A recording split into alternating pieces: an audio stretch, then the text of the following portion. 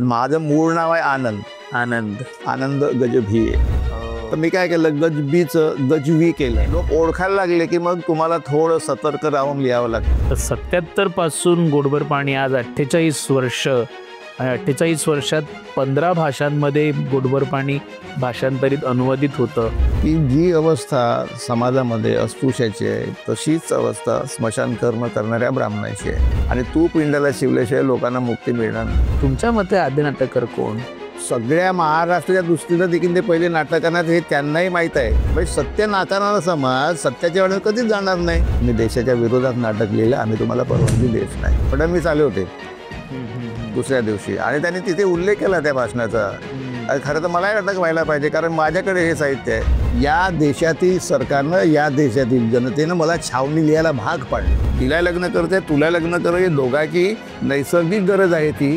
तर पैशाने व्यवहार कसे काय होतात? तर आपला समाज इतका डॅम्बिस आहे आणि इतका अनुकरणप्रिय आहे की तो स्वतःचा वेगळा विचारच करत नाही. मी जर बुद्धिस्ट असेल, मी परत दलित कसं असेल? त्या धर्माचा माझ्या जगण्याला काही उपयोग नसेल तर मी कशाला धर्मामध्ये अडकून राहू?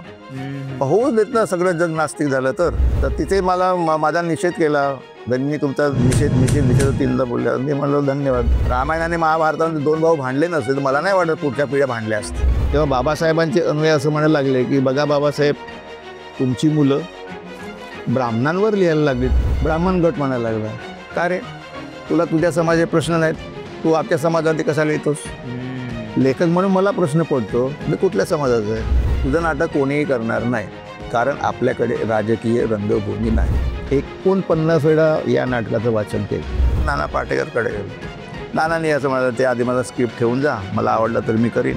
आणि मग त्यांनीच मग सुचवलं, उदय म्हैसकरला घ्या मास्तरच्या रोलसाठी. दुबे म्हणाले, इसके आगे नाटक मत लिखना. ही गजवीने हे नाटक मुद्दाम गांधीजींना मोठं करण्यासाठी लिहिलेलं. पुढचं वाक्य होतं, तू हमेशा के लिए अमर हो गया. नाटककाराला साहित्यिक मानण्याची प्रथा आपल्याकडे नाही. माझी नाटकं ज्या दिवशी कालबाई होती तो माझ्या आनंदाचा क्षण होता. नमस्कार. केतकी प्रकाशन प्रस्तुत जनमत, विचार आणि संस्कृतीचा मंच या यूट्यूब चॅनलवर आपले सहर्ष स्वागत.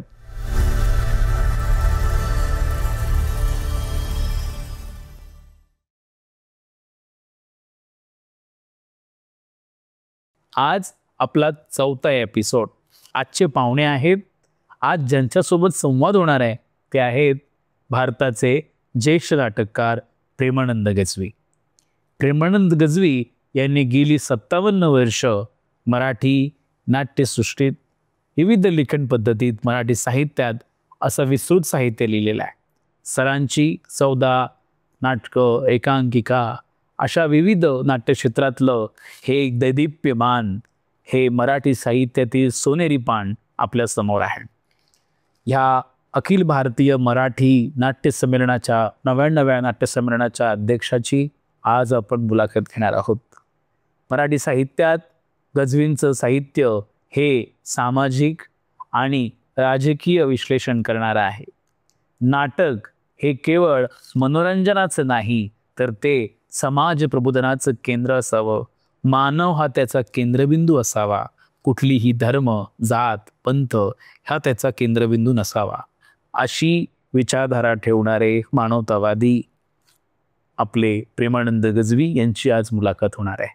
सरांशी चर्चा करताना मला ही एक दडपण आहे, अरे की माझ्या सृष्टीतलं जे काही एक प्रवास आहे तो प्रवास सरांच्या नाटकातून झालेला. आम्ही सरांची नाटकं बघून मोठे झालो. सर्वप्रथम प्रेमानंद गजवी सर, आपले हार्दिक स्वागत जनमतच्या ह्या यूट्यूब चॅनलवरती. धन्यवाद. मी फार असा हे आहे, चिंतित आहे की तुम्हाला नक्की प्रश्न विचारू की काय, तुमच्याशी गप्पा मारू की काय करू. पण बरेच दिवस झाले आंबेडकरी चळवळीतील आणि वेगवेगळ्या नाट्यक्षेत्रातील अनेक लोकांनी माझ्याकडे ही विचारणा केली की तुम्ही गजवींची मुलाखत कधी घेणार आहात. त्या निमित्ताने म्हटलं प्रयोजन काय घेऊ, तर म्हणाले नाही, नाटकाच्या संदर्भात तुम्ही घ्या, नाट्यसृष्टीच्या संदर्भात आणि भारताची जी नाट्य परंपरा आहे, कला संस्कृती परंपरा आहे, या दृष्टीने तुम्ही मुलाखत घेतली पाहिजे. तर मी असं म्हणेन की आपलं साहित्य हे विशेषतः सामाजिक प्रश्नांवरचं साहित्य आहे आणि मग ते समाज प्रबोधनाचं आहे आणि त्याचबरोबर समाजाला एक विशेष आरसा दाखवणार आहे. मग हे साहित्य लिखाण आणि ही वाङ्मयीन शब्द वाङ्मयाची ही जी सुरुवात आहे ती आपली कुठून झाली? खूप मागे जावं लागेल आपल्याला, जे माझ्या लहानपणाकडे. त्या बातच मी जेव्हा गावी होतो म्हणजे 14-15 वर्षांचं, आणि गावी भजन मंडळ होतं, भीम भजन मंडळ असं म्हणूया. आणि तिथे गाय थोडासा होता आणि लहान असताना आपले गळे जरा असतात असं ते गाणारे असतात. हा, आणि तशी सवय मलाही होती. आणि मग हळूहळू मला नाटकाची आवड होती. शाळेमध्ये नाटकातून काम केलं. मला 2 गोष्टी अवगत होत्या लहानपणी, एक अभिनय आणि दुसरं गाणं. गाणं म्हणजे लोककला या बाबत. तिकडे ग्रामीण विभागामध्ये आपल्याला आता ज्याप्रमाणे शास्त्रीय संगीत वगैरे दिसतं तसं नाही. तुमचं गाव चंद्रपूर? माझा जन्म चंद्रपूर जिल्ह्यातला, पण माझं बालपण गेलं माझ्या वडिलांच्या गावी, म्हणजे कारगाव, जे नागपुराच्या जवळ आहे. आणि तिथून ही सगळी, आणि मग पुढे पुढे लेखनाची, म्हणजे मला सिनेमाच्या चालीवर मी काही गाणी लिहिली, बाबासाहेबांवर, बुद्धावर. कोणी महत्त्वाचा नेता गेला असेल तर त्याच्यावर सुद्धा, राष्ट्रपती तेव्हा, आता नाव मला त्यांचं विसरलो स्मरणात, पण त्यांच्यावरही एक महत्त्वाची व्यक्ती भारतातली गेली तर त्याच्यावरती पण ते गाणं लिहिलं होतं. अशी ती बारीकशी सुरुवात म्हणजे तिकडे आहे. आणि मग पुढे विकास कसा होत गेला, कधी मी लोकांच्या दृष्टीस आलो तर त्याला खूप. मग जेव्हा मी नोकरीनिमित्त बडोद्याला गेलो, तिथे ट्रेनिंग घेतलं 3 महिने, मग आलो मुंबईला. मुंबईला आल्यानंतर मला गाण्याची आवड होती म्हणून मी गोविंद मशिलकरच्या संपर्कात गेलो. अरे वा, तो एक वेगळा किस्सा आहे. आणि त्यानंतर नाटकाची आवड होती, तर माझ्या शेजारी एक नंद किशोर नावाचा UPचा माणूस राहत होता. तो आंधळा होता. तो मला एक दिवस म्हणाला की तुला तर नाटकाची आवड वगैरे आहे, तो चलो चलते है. म्हणलं कहाँ? तो आप चले तर मेरे साथ. मग ते मला घेऊन गेला या गुजराती दिग्दर्शकाकडे. त्याचं नाव होतं धीरूभाई जोशी. आणि तो भद्रम नावाचं असं एक संत गुजराती परिसरामध्ये आहे, तर त्याच्यावर ते नाटक होतं. तर मी होतो आणि एक वाडकर नावाचा मुलगा होता. तर आम्हा दोघांना ते हिंदी, गुजराती आणि मराठी असं मिश्रित संवाद आम्हाला दिलेले होते. आणि साधारणपणे विनोदी अशी ती भूमिका होती. ती केली. पहिलं मानधन मला मुंबईमधून मिळालं ते ₹5.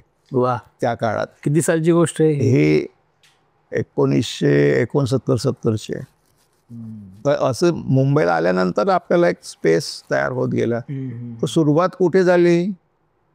मग वडिलांना गाण्याची आवड होती, बरोबर, तेही कौन करत होते. तर वडिलांकडून आलं, जसं आपण DNA वगैरे शब्द वापरतो तर तसा तो आला असेल. आणि आला असेलच, पण अनुवंशित आहे म्हणूया. पण आमच्या घराण्यामध्ये असं कोणी गाजलं नव्हतं. ग्रामीण विभागामध्ये कसं होतं की साधारणपणे त्या लोकांचं मनोरंजन करायच्या पलीकडे काय नसतं. मग आता प्रश्न का विचारला जातो, तुमच्या प्रेरणा काय? तर त्या कुठेतरी अशा एकेरी नसतात, त्याला खूप विविध कंगोरे असतात. आपण गात असतो, गात नसतो, इतरांचं ऐकत असतो. त्यातून मग तुम्हाला आवड असेल तर मग हळूहळू ती सगळी सुरुवात होते. मशिलकरांच्या बरोबर वर्षभर मी शागिर्दी केली असं म्हणायला हरकत नाही. त्या बात आहे. गोविंद मशिलकर खूप मोठा काय. आणि त्या काळातलं गोविंद मशिलकर अत्यंत मस्त, छान माणूस, आवाज सुंदर. आणि तो गायचा तेव्हा लोक, आणि मी कोरसमध्ये वगैरे गात असे. मग त्यांच्याबरोबर काही वर्षभर राहिल्यामुळे मी जी काही हिंदी चालीवरती काही गाणी लिहिली होती त्याची मी पुस्ती पण काढली, प्रेमानंद गीते नावाने. अरे वा. माझं मूळ नाव आहे आनंद गजभिये. तर ते म्हणाले गजभिये, अरे कितना लंबा नाम है आपका, भाई छोटा कर दो. मला छोटा कर दो. तर भाई गजवी बोलणे लगा. तर गजवी म्हटल्यानंतर मला एक प्रश्न पडला की, कारण ह्या संगीत लोककलांच्या मीटरमध्ये बसत नाही, मीटरमध्ये नाही. आणि शेवटी म्हणजे जसं तुका म्हणे, तर मला जर गजवी म्हणायचं असेल तर मी काय केलं, गजवी केलं. आणि गजवी नावाचं एक हे मुस्लिम सरनेम आहे. अच्छा. तर त्यामुळे मग ते उर्दूला वापरायला चांगलं, उत्तम. तर त्यामुळे हिंदीमध्ये वापरायचं असेल तर मी गजवी, आणि त्यांच्यामुळे ते नाव माझं बदललं गेलं. आणि म्हणाले की प्रेमानंद, आधी आम्ही पुस्तक काढतो आनंद गीते नावाने, तर तुम्हाला ही आनंद गीते आणायचं एक पुस्तक आहे, तर ठीक आहे प्रेमानंद कर देते, असं ते बदलले.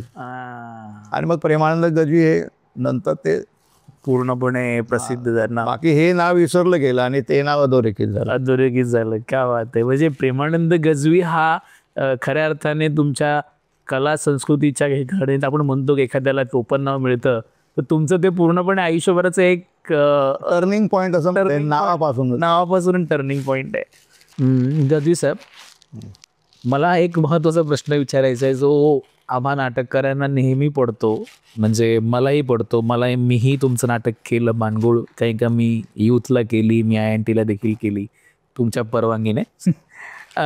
की तुमची सर्व नाटके ही व्यावसायिक नसून ही प्रायोगिक आणि हौशी नाट्य परंपरेतली आहेत.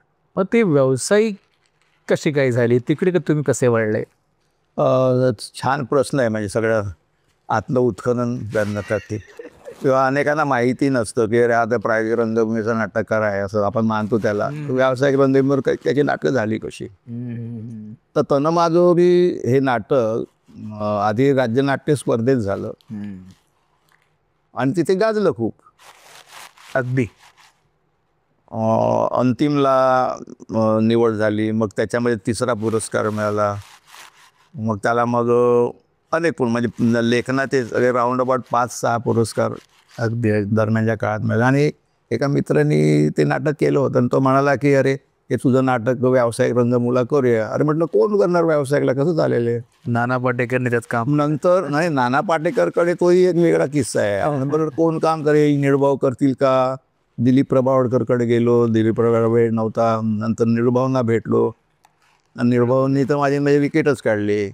अरे मी तर त्या लोकनाट्य तमाशातला माणूस, मला कुठे नाटक करता येते. आणि त्यावेळी ते सूर्यास्तमध्ये अप्पाजीची भूमिका करत होतो. अप्पाजी अशी आमची ती विकेट काढली. महत्वाचं नाटक. मग कोण काम करेल, मग आम्ही नाना पाटेकरचा विषय निघाला. मग नाना पाटेकरकडे गेलो. नानांनी असं म्हणालं ते आधी मला स्क्रिप्ट ठेवून जा, मला आवडलं तर मी करीन. मग परत आम्ही 8-10 दिवसांनी गेलो, नाटक त्याला आवडलं, नाना तयार झाला. आणि मग त्यांनीच मग सुचवलं उदय म्हैसकरला घ्या मास्तरच्या रोलसाठी. मग असं उदय म्हैसकर आणि नाना पाटेकर अशी ते दोघं आले तन्माजोडी. आणि मग ते व्यावसायिकवरती ज्याला पदार्पण म्हणतोच ना असं हे गाजलेलं नाटक. आणि मराठी रंगभूमीला एक सवय आहे, इकडे गाजलेलं असेल तर व्यावसायिक रंगभूमी प्रयोग करण्याची. आणि त्याप्रमाणे मग तिकडे ते आलं. नाना पाटेकर म्हटल्यानं त्याचे प्रयोग पण चांगले झाले, दौरे झाले, खूप लोकांनी नाटक बघितलं, कौतुक केलं. पण एक वर्ग असा होता ते काय ते वर्णन केलं आहे तिकडे ते वेदबिगारांचं आणि त्यांचा आमचा काय संबंध आहे आणि हे काय जीवन आहे का. त्या बाया त्या गोठ्यातलं जनावरांचं शेण चोरून येतात आणि ते शेण बंधाऱ्यात होतात, ते वाढवतात, ते दडतात, त्याच्या भाकरी करत खातात. हे शी असं बाई खाण्याला आम्हाला नाटक बघायचं. बाई ही पण टीका झाली काय झाली ना. हा, कारण काय होतं की आपल्याकडे व्यावसायिक रंगभूमी ही एका परंपरेने लोकांचं मनोरंजन आहे, त्यांना प्रबोधन वगैरे ह्या गोष्टीचं आजही वावड आहे. आता जर विचार केला तर नवीन काळाची नाटकं आपल्याकडे फारशी प्रश्न घेऊन नाही येत आहेत आणि प्रश्न घेऊन येणारी नाटकं सहसा चालत नाही. पण हे पहिलं नाटक झाल्याच्या नंतर मग पुढे मी किरवंत आधी लिहिलं होतं तनमाजोरीच्या किरवंत. पण मला आतून वाटत होतं की हे नाटक जास्तीत जास्त लोकांच्यापर्यंत गेलं पाहिजे. आणि मग त्याच्यात काही बदल केले, 1-2 लोकेशन्स कमी केले, पात्र कमी केली. आणि मग मी महत्त्वाचे जे निर्माते होते अगदी मोहन तोंडवडकर पण सगळ्यांकडे गेलो. बापरे. तर मोहन तोंडवडकर वाचून वगैरे झालं, कोण करणार स्मशानात नाटक, येडे आहेत काही लोक असं करून. मग मी मग थांबायचं का कोणाला भेटायचं. पण मग असं त्यावेळेस त्यांचं चाणक्यवरचं एक नाटक चालू होतं गोपू देशपांडे. हा, आणि मग असं वाटलं मला की डॉक्टरांना द्यावं स्क्रिप्ट. मग त्यांना ते दिलं, शरम लागून केलं ते. आणि नंतर अरे त्यांनी पत्रच पाठवलं की हे काय सगळंच वेगळं आहे, वेगळं ही सुन्न झालं, 2दा वाचलं, हे कोणी नाटक करते का आणि पुढचा प्रश्न त्यांचाच मी करू का. ऐक हे तर मी न मागताच काय सगळं मिळालं म्हणून तसं झालं ते. काय आहे. आणि मग डॉक्टर लागून ते सगळं पुढे केलं. सुहास जोशीचा सोबत. नंतर पुण्याचा एक तरुण होता खंडागळे नावाचा, तो त्याच्यामध्ये होता. आणि ते डॉक्टर लागून केल्यामुळे मग तेही असं वेगळ्या वेगळ्या पद्धतीने. पण पुढे तिथेही पंख फुटले, हे नाटक बंद करा, ब्राह्मणांची बदनामी होते. आता आपण लिहितो किंवा कुठलाही लेखक ते प्रश्न कमी व्हायत नसतं व्हायचं एक चांगलं समाज निर्माण होण्यासाठी. मग ते थोडा वाद वगैरे झाल्यानंतर मग दफ्तरला कोणा मग अमेरिकेला जायचं होतं. मग ते अमेरिकेला गेले. एक 70 की 80 काहीतरी प्रयोग तिरुवनंतचे व्यावसायिकला झालं. ते तिकडे झाल्याच्या नंतर दरम्यानच्या कालखंडामध्ये मी गांधी आंबेडकर नावाचं नाटक लिहिलं होतं. आणि प्रॉब्लेम थोडेसे होतेच त्या याच्यामध्ये. लेखनातले प्रॉब्लेम नाही, लेखनासाठी मी जे काय करायचं केलं. पण मला असं वाटलं की हे तेंडुलकरांच्याकडे हे नाटक वाचलं आणि तेंडुलकर मला असं म्हणाले की अरे प्रेमान, तुझं नाटक कोणीही करणार नाही, कारण आपल्याकडे राजकीय रंगभूमी नाही. आणि गोष्ट खरीच आहे. गरीब देशपांडे सोडले तर बाकी राजकीय भाष्य करणारी जबाबदारी नव्हती. राजकारणाला आम्हाला काही ज्ञानच नाही ना. म्हणजे राजकारणाचे तत्कालीन काय वाभाडे काळे तेवढे काढतो, पण राजकारणाच्या बद्दलचं फारसं काही आपल्याकडे नाही. आणि मग मी म्हटलं करणार तत्वनिष्ठता संपलेली आहे आपल्याकडे. ते वेगळे मुद्दे आहेत, तत्वनिष्ठता वगैरे. आपण मोठे शब्द नको वापरूया. तत्वनिष्ठ माणसं नाही तर तत्वनिष्ठ शब्दाचा वापर तरी कशासाठी करायचं. बरोबर आहे. आणि मग मी काय केलं, 49 वेळा या नाटकाचं वाचन केलं. बापरे. गांधी आंबेडकर तर मला कोणी करणारच नाही, आपण कशाला हे केलेलं आपण काही लोकांना वाचून दाखवूया. मग एका वाचनाला पुष्पाबाई भावे आल्या होत्या, कमलाकर नाटकर्णे होते, निखिल वागडे होते. आणि दरम्यानच्या कालखंडामध्ये हे नाटक मी वामन केंद्रेंना ते म्हणाले की मी करीन वगैरे असं, त्यांच्या तसंच पडून होतं. नंतर मला कळलं की वामन केंद्रे करत नाही. मग हे नाटक आम्ही दुबेकडे वाचलं, सत्यदेव दुबे. हो, मोठा माणूस. तर मी दुबे म्हणाले इसके आगे नाटक मत लिखना. आणि पुढचं वाक्य होतं तू हमेशा के लिए अमर हो गया. गांधी आंबेडकर ऐकलं नाही. तर मी लगेच आपलं कॅच केलं. मग म्हटलं ठीक आहे, तुम्ही करा दिग्दर्शन. अरे मैं नहीं करूँगा इसका दिग्दर्शन. अरे ठीक आहे, नाही आहे ना मेरा बेटा चेतन दाताचं नाव सांगितलं. आणि बरोबर मग चेतनने केलं. असं ते सगळं भक्ती. आणि मग पुढे तो किस्सा वेगळाच आहे की या नाटकामध्ये शेवटी गांधी आणि आंबेडकर हे दोन्ही तत्वचिंतक माणसं आहेत, मोठे नेते आहेत. आणि त्यांच्या स्वतःच्या एक भारतभर किंवा जगभर वेगळ्या प्रतिमा आहे. आता या प्रतिमाला तडा जाऊ नये ही लेखकाची जबाबदारी आहे आणि मोठी जबाबदारी होती. तर ते विदूषकाच्या विदूषकाच्या भूमिका मस्त होतं. तर या नाटकामध्ये गांधी आंबेडकर तर ऐकायला कोण येणार. मग यातली जी विदूषकाची भूमिका आहे तर ती भक्तीला द्यावं. पण आपल्याकडे विदूषक हा ब्राह्मण असला पाहिजे, त्याचं पोट सुकलेलं असलं पाहिजे ना, हे असलं पाहिजे, त्यांनी जाणव असलं पाहिजे. आणि नायकाच्या पूर्वी म्हणजे विदूषक जो नाटकामध्ये वापरला जायचा तो त्याचा राजाचा प्रोटेक्टर म्हणून असं इकडे काम आहे. इथे ती भूमिका नव्हती. तिच्या दोघांनाही प्रश्न विचारले होते आणि दोन्ही नायक आहेत. खलनायकची भूमिकाच नाही, दोघेही नायक आहेत. आणि दोघी नायकांना इतिहासातले प्रश्न आजच्या संदर्भात नाही, त्याच काळाच्या संदर्भात, पण त्यावेळेस काय काय चुका झाल्या का नाही झाल्या, यांनी कोणी बरोबर केलं की नाही केलं, ही सगळी त्याच्यामध्ये भूमिका होती. आणि मग भक्ती बर्वे मराठी रंगभूमीची अत्यंत म्हणजे डॉक्टर लागूंच्या तोडीची, निळभाऊंच्या तोडीची अशी ती एक आणि हुशार असलेली. आणि तिची जी काय हाईट वगैरे होती ते बुटका विदूषक वगैरे सर्कशीत. माझ्या नाटकातली रचनाच अशी होती की अशी नव्हती. तर माझा जो विदूषक होता तो सर्कशीतला होता. सर्कशीतल्या टेंटमध्ये हे नाटक घडावं अशी मूळ लेखक म्हणून ती रचना मी केलेली होती. आणि मग भक्ती बर्वे आल्या.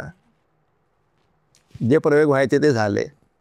आता मला प्रयोग आवडला होता नाही आवडला होता काही तपशिलाचं मी त्या खोलामध्ये जात नाही, कारण आपल्याकडे तेवढा स्पेस पण नाही. आणि त्याची आता चर्चेतील तशी काही आवश्यकता नाही. त्यांना तुम्ही समीक्षा त्यावेळेस काय लिहिलं. समीक्षेमध्ये मराठी रंगभूमीवर जसं नाटकाची किंवा सिनेमाची समीक्षा केली जातात. नटाने चांगलं काम केलं, पोशाख चांगले होते, मेकअप बरा होता, कपडे अंगार. आपल्याकडची समीक्षा अशी आहे ती आतून समीक्षा केली जात नाही. म्हणजे ग्रंथाची समीक्षा ज्या पद्धतीनं केली जाते तशी नाटकाची समीक्षा होत नाही. लोकांच्या अपिलिंग होती किंवा आपल्याकडे समीक्षकच नाहीत नाटकांचे. हो, तीच आपली एक हे जे आहेत ते सगळे निरीक्षण करणारे आहेत. निरीक्षक असा शब्द वापरतो नाटकाच्या करणाऱ्यांच्यासाठी, कारण ते आतमध्ये जात नाहीत. आणि मग ते सगळे प्रयोग वगैरे झाले आणि हळूहळू गंमत परत व्हायची.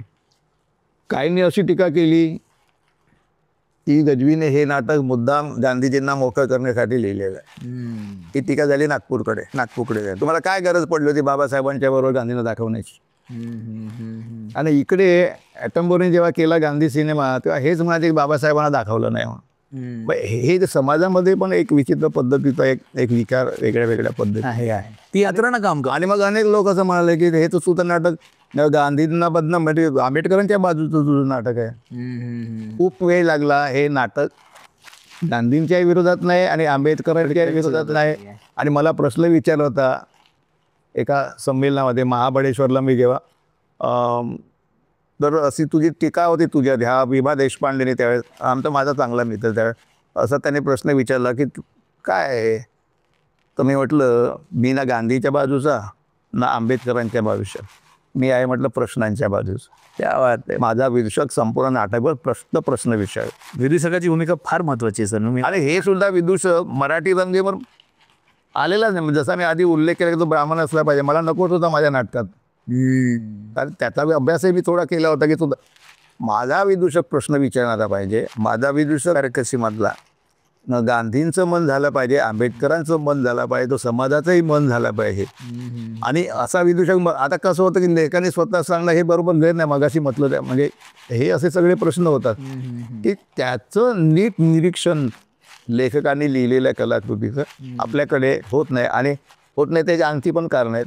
आपल्या साहित्यामध्ये अजूनही आधुनिक काळात जगत असलो तरी प्रत्येकाची गट आहे. नाव घेऊन बोलायचं त्या गटातले लोक माझ्यावर चढाई करतील तुला काय गरज हे सगळं बोलायचं. पण हे आहेत साहित्यिकांचे वेगवेगळे गट आहेत. हा गटात असेल तर त्या गटात जात नाही, त्या गटात या गटात जात. चर्चासुद्धा होताना संध्याकाळच्या चर्चा ज्याला आपण म्हणतो त्यासुद्धा अशा वेगवेगळ्या पद्धतीने होत राहतात. ते काळोखात बसून कारण जाहीरपणे बोलण्याची आपल्याला होती. म्हणजे हे आहे म्हणजे साहित्यामध्ये सुद्धा खूप निर्बळ आणि स्वच्छ आणि नैतिक वातावरण असा मुद्दा नाही आहे. नाही अजिबात. ते सुद्धा काही छुपे गोष्टी चाललेल्या असतात. तर त्याचा काहींना कळतं काहींना आंतरिक राजकारण असतं. म्हणजे आंतरिक सगळ्या गोष्टी असतात. आणि मग बरेचदा असं होतं की तू मला सांभाळ मी तुला सांभाळतो. हे सगळीकडेच आहे इकडे. तर ते असे सगळे. त्याच्यानंतर माझं एक चौथं नाटक आलं शुद्ध बीजापोटी. फार त्याच्यामध्ये ब्राह्मण गिरीश ओकाने त्याच्यामध्ये काम केलेलं आहे. म्हणजे असं मला स्वतःला असं एक आश्चर्य वाटतं की मराठी रंगभूमीचे अतिशय मान्यवर नट माझ्या खूप चांगलं काम केलं. आणि मग मी असा विचार करतो की माझ्या नाटकामध्ये काहीतरी असेल त्यांना करावं असं वाटणं. आणि त्यांनी त्या भूमिका केल्या त्यामुळे मी जो व्यावसायिक रंगभूमीवर आलो तर मी काही ठरवून आलेलो नाही. माझ्या नाटकामध्ये पोटेन्शियल होतं.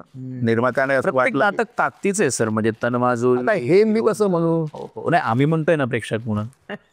पण लोकांना काहीतरी आणि एक गोष्ट मात्र मला सांगितली पाहिजे की जे प्रचलित चालू होतं आजूबाजूला आता विनोदी नाटक मला विनोद तर काय म्हणजे गमतीनं असा एखादा विनोद करणं चहा पिता पिता ती गोष्ट वेगळी. पण नाटकामध्ये दर 1.5 मिनिटांनी प्रेक्षकांना हसवणं ही काही माझी जबाबदारी नाही. त्याने हसायचं तर हसावं. पण रडण्यामधून सुद्धा दुःखाचा निचरा होत असतो. नाही तर बाळ कोल्हटकरांची नाटकी जी धोधो चालली आणि ते बाया अशा रडत बसायच्या ते दुःख त्यातल्यातून जातं. म्हणजे एक वेगळ्या प्रकारचं सुख त्यांना मिळतंच की नाटकातून. असंही आपल्याकडे सगळ्या काळामध्ये होतं. पण नाट्यसृष्टीत इतकं प्रचलित नाव प्रेमानंद गजवी. कारण तुमची नाटकं ही प्रवास करतात प्रायोगिक हौशी नाट्यचं सृष्टी त्याच्यामध्ये व्यावसायिक तो सगळा भाग आहे. पण हेच माझं नाटक तन्माजोरी त्याचा प्रयोग लंडनला पण झाला आणि ग्रंथाचं प्रकाशन सुद्धा लंडनमध्ये. आणि त्याचं हे काम करण्याला मला मित्र कोण माझा भावे नावाचा एक मित्र होता तो वारला आता अलीकडे. पण असं एक सगळं नाटकाने मला खूप मोठं केलं असं म्हणूया किंवा मला अनपेक्षितपणे अनेक अशा गोष्टी मिळत गेल्या. पण ह्या सगळ्या नाट्यव्यवहारात तुम्ही असताना अचानक मराठी नाट्य साहित्य संमेलन असेल. मराठी साहित्य संमेलनामध्ये 83व्या मराठी साहित्य संमेलनात प्रेमानंद गजवींना साहित्य संमेलनाचं अध्यक्षपदाची निवडणूक लढावी लागते. असं का वाटतं. ते पण दबी कुलकर्णींच्या विरोधात. आता ते आपल्याकडे तशी पद्धतच होती ना. ज्याला संमेलनाचा अध्यक्ष व्हायचा आहे त्याने निवडणूक लढवून जिंकून यावं. आता ती पद्धत होती. आणि मला असं अनपेक्षित वाटलं की असा एक विचार येतोच ना आपण का नाही. बरोबर आहे. आणि नाटकवाला जसं ना नाटककाराला साहित्यिक मानण्याची प्रथा आपल्याकडे नाही. नाही, खरं आहे. फक्त म्हणजे साहित्यिक कोण? कविता, कथा आणि कादंबरी लिहिणारा. माझं म्हणणं असं होतं की नाटककार सुद्धा साहित्यिकच आहे. अर्थातच. तर तुम्ही वेगळं का करता त्याला? आणि खरं म्हणजे निवडणूक लढवण्याचं खरं तर ते कारण होतं. आणि म्हटलं आता दभी कुडकर्णी निवडणुकीला उभे आहेत हे मलाही माहिती होतं, पण म्हटलं आपण लढायची. आता निवडणूक लढणं हे एकट्याचं काम नाही. मग माझ्या मदतीला डॉक्टर सुरेश मेश्राम आले. आणि मग खूप लोकांनी वेगळ्या वेगळ्या पद्धतीने मदत केली. डॉक्टर लागू, आणखी काही, आता सगळ्यांची नाव तसे, पण जेवढे म्हणजे पुरोगामी विचारांचे लोक होते त्यांनी पत्रक बित्रक काढलं, प्रेमानंद गजींना पाठिंबा. पण ते खरं म्हणजे इतकी लांबलेचं किशात त्या सगळ्या गोष्टींचे. आम्ही सगळ्या महाराष्ट्र पिंजून काढला. मी या गावाला तिकडं, हैदराबादला तिकडे, याला गोव्याला जाऊन आलो, इकडे भोपाळला, अशा सगळ्या गोष्टी केल्या. आणि पुण्यामध्ये संमेलन होतं आणि काही झालं तरी दबींनाच निवडून आहे. याचा एक बारीकसा किस्सा फक्त सांगतो. मी आणि डॉक्टर मेश्रामचं बोलणं झालं. अरे म्हटलं दभी पुण्याला राहतात, ते तिकडे ते DSK काहीतरी मोठी कॉलनी आहे पुण्याच्या बाजूला, मग त्यांना भेटूया. मग आम्ही पुण्याला गेलो आणि नाट्य साहित्य परिषदेचे मित्र होते तिथे. मग विभाचा उल्लेख केला आधी, त्या विभा देशपांडे. तर विभांना भेटलो. अरे म्हटलं, तो विभा मला म्हणाला, अरे तू एक काम कर ना, आपण तू दबीसाठी नाव मागे घे ना. तर म्हटलं हमी देत आहे, पुढच्या संमेलनाचा मी अध्यक्ष आहे. नाही अशी कशी हमी देत? म्हटलं मी नाव का मागे घेऊ? एवढं सगळं बोलणं झालं. चहा वगैरे प्यायला आम्ही गेलो. दुसऱ्या दिवशी तिकडे पेपरमध्ये बातम्या, प्रेमानंद गजबी दबींसाठी नाव मागे घेणार निवडणुकीतून. अरे मग सकाळीच आम्ही जाऊन दबींना भेटलो DSKला. आणि मी आणि सुरेश, मग इकडच्या तिकडच्या गप्पा झाला. मग दबी म्हणाले, अरे तुझी सगळी नाटकं बिटकं आहेत माझ्याकडे. मग आम्ही हळूच म्हटलं, दबी तुम्ही म्हटलं या साध्या संमेलनासाठी कसेल, विश्व साहित्य संमेलन वगैरे होतं तिकडे जा ना, तुम्ही तिकडे जा ना. मग सुरेश म्हणाला की गजींसाठी तुम्ही नाव मागितलं तर फार बरं राहील, तरुणांना नाव मिळेल. ही अशी पण चर्चा झाली. आणि मग नंतर काय निवडणूक झाली. मला काय 224 मतं मिळेल, त्यांना 350. पण याच्यामध्ये कसं होतं की हे जे संमेलन घेणारा जो वर्ग असतो, म्हणजे जी संस्था संमेलन घेते, तर त्यांना 60 म्हणजे त्यावेळेस 60 मतांचा राखीव कोटा होता. आणि जी 60 मतं ज्याला पडतील तो नॅचरली अध्यक्ष. मग ते सुद्धा ब्रेक करण्यासाठी आम्ही त्या 60 मधली जी काही माणसं होती त्यांना जाऊन भेटलो. का ते मला नाही, आमचं सगळं ठरलेलं आहे. आणि आश्चर्य असं होतं की आमच्याकडच्या सगळ्या पत्रिका मला आधीच गेलेल्या आहेत. आधीच फिक्स आहे. हे तर मी जेव्हा मी रंगनिरंगन जेव्हा लिहिलं पुस्तक, तेव्हा एक मी लिहिलं त्याच्यामध्ये की अत्यंत साहित्यिक अत्यंत बुद्धिवादी माणूस असतं. आणि बुद्धिवादी माणूस स्वतःच्या मनानं जर मत देत नसेल, किंवा ज्यांना तुम्ही निवडणूक म्हणजे संमेलन घेता त्यांना जी 60 मतं देता, ती कशासाठी देता? बरोबर, ती काय साहित्यिक नसतं, काय संमेलन घेणारे असतात म्हणून. पण मग तीच ठरवतात ना तुमचा अध्यक्ष कोणाला करायचं. बरोबर, रामाला करायचं का गोविंदाला करायचं. तर हे जे बरोबर नाही, साहित्य खरी उतरायच्या याच्यामध्ये त्याची ती एक गरिमा ठेवली जाते. तर ते असा सगळा तो प्रकार आहे. मग पेच गजवी नंतर भविष्यात नव्या अखिल भारतीय मराठी नाट्य संमेलनाचे अध्यक्ष होतात. ते अध्यक्षपद तुम्ही कसं काय होता? नुसतं आता कसं आहे, आता तिकडे निवड झाली असं म्हणे. पण मी पण त्या वर्षी नाट्य संमेलनासाठीही उभा राहिलो आणि साहित्य संमेलनासाठी उभा होतो. हे लोकांना बाहेरच्या माहीत नाही. पण त्यावेळी नेमकं काय झालेलं की जेव्हा फॉर्म भरण्याची जी प्रक्रिया जी होती, तर दरम्यानच्या काळामध्ये साहित्याचं एक महामंडळ आहे, साहित्य महामंडळ. आणि दर 3-3 वर्षांनी वेगवेगळ्या ठिकाणी फिरत राहते म्हणजे कधी नागपूर, कधी पुणे, कधी मुंबई आणि कधी मराठवाडा असं. तर नेमकं त्यावेळी काय केलं, निवडणूक बंद केली. आणि 19 लोक संमेलनाचा अध्यक्ष निवडतील अशी ती सगळी यंत्रणा. आता त्यावेळी सुद्धा 4-5 जण होते, त्याच्यामध्ये अरुणा ढेरे उभ्या होत्या, उभ्या म्हणजे निवडणूक होती, त्यांची नावं सुचवली गेली. माझंही नाव 5 ठिकाणावरून कळवलेलं होतं. आता एखाद्याला 5 ठिकाणावरून 5 संस्थांनी ठरवलं असेल आणि दुसऱ्या 3च लोकांनी ठरवलं असेल तर कोण निवडून यायला पाहिजे? 5 माझं मताचा तर काय आदर करणार काय सुचवणाऱ्यांचा, अगदी अगदी सूचक लोकांचा. अगदी ज्याचं 5 आहे त्याला पण मग तिथे सुद्धा काय राजकारण झालं? साहित्य काय कमी राजकारण नव्हतं असं म्हणायला कारण नाही की राजकारणी फक्त ते मंत्रालयामध्येच बसलेले असतात. सगळीकडे आहेत, सगळी बोर्डापासून सगळीकडे आहेत. आणि मग कुणीतरी असा प्रश्न निर्माण झाला की बरीच वर्ष स्त्री अध्यक्ष झाली नाही, मग स्त्रीला अध्यक्ष करावं. अशा पद्धतीने त्याही प्रश्नाचा उलगडा मी माझ्या रंगनिरंजनमध्ये केला की काय साहित्यिकांचं कुठल्या पद्धतीचं राजकारण चाललेलं असतं. कारण हे कुणाला तरी सांगितलं पाहिजे, एकदा तरी व्यक्त झालं पाहिजे. कारण बरेचदा लोक असं होतात की सांगून काय करायचं, आपलं नाव खराब होतं, मग ते संबंधितांशी आपले संबंध बिघडत.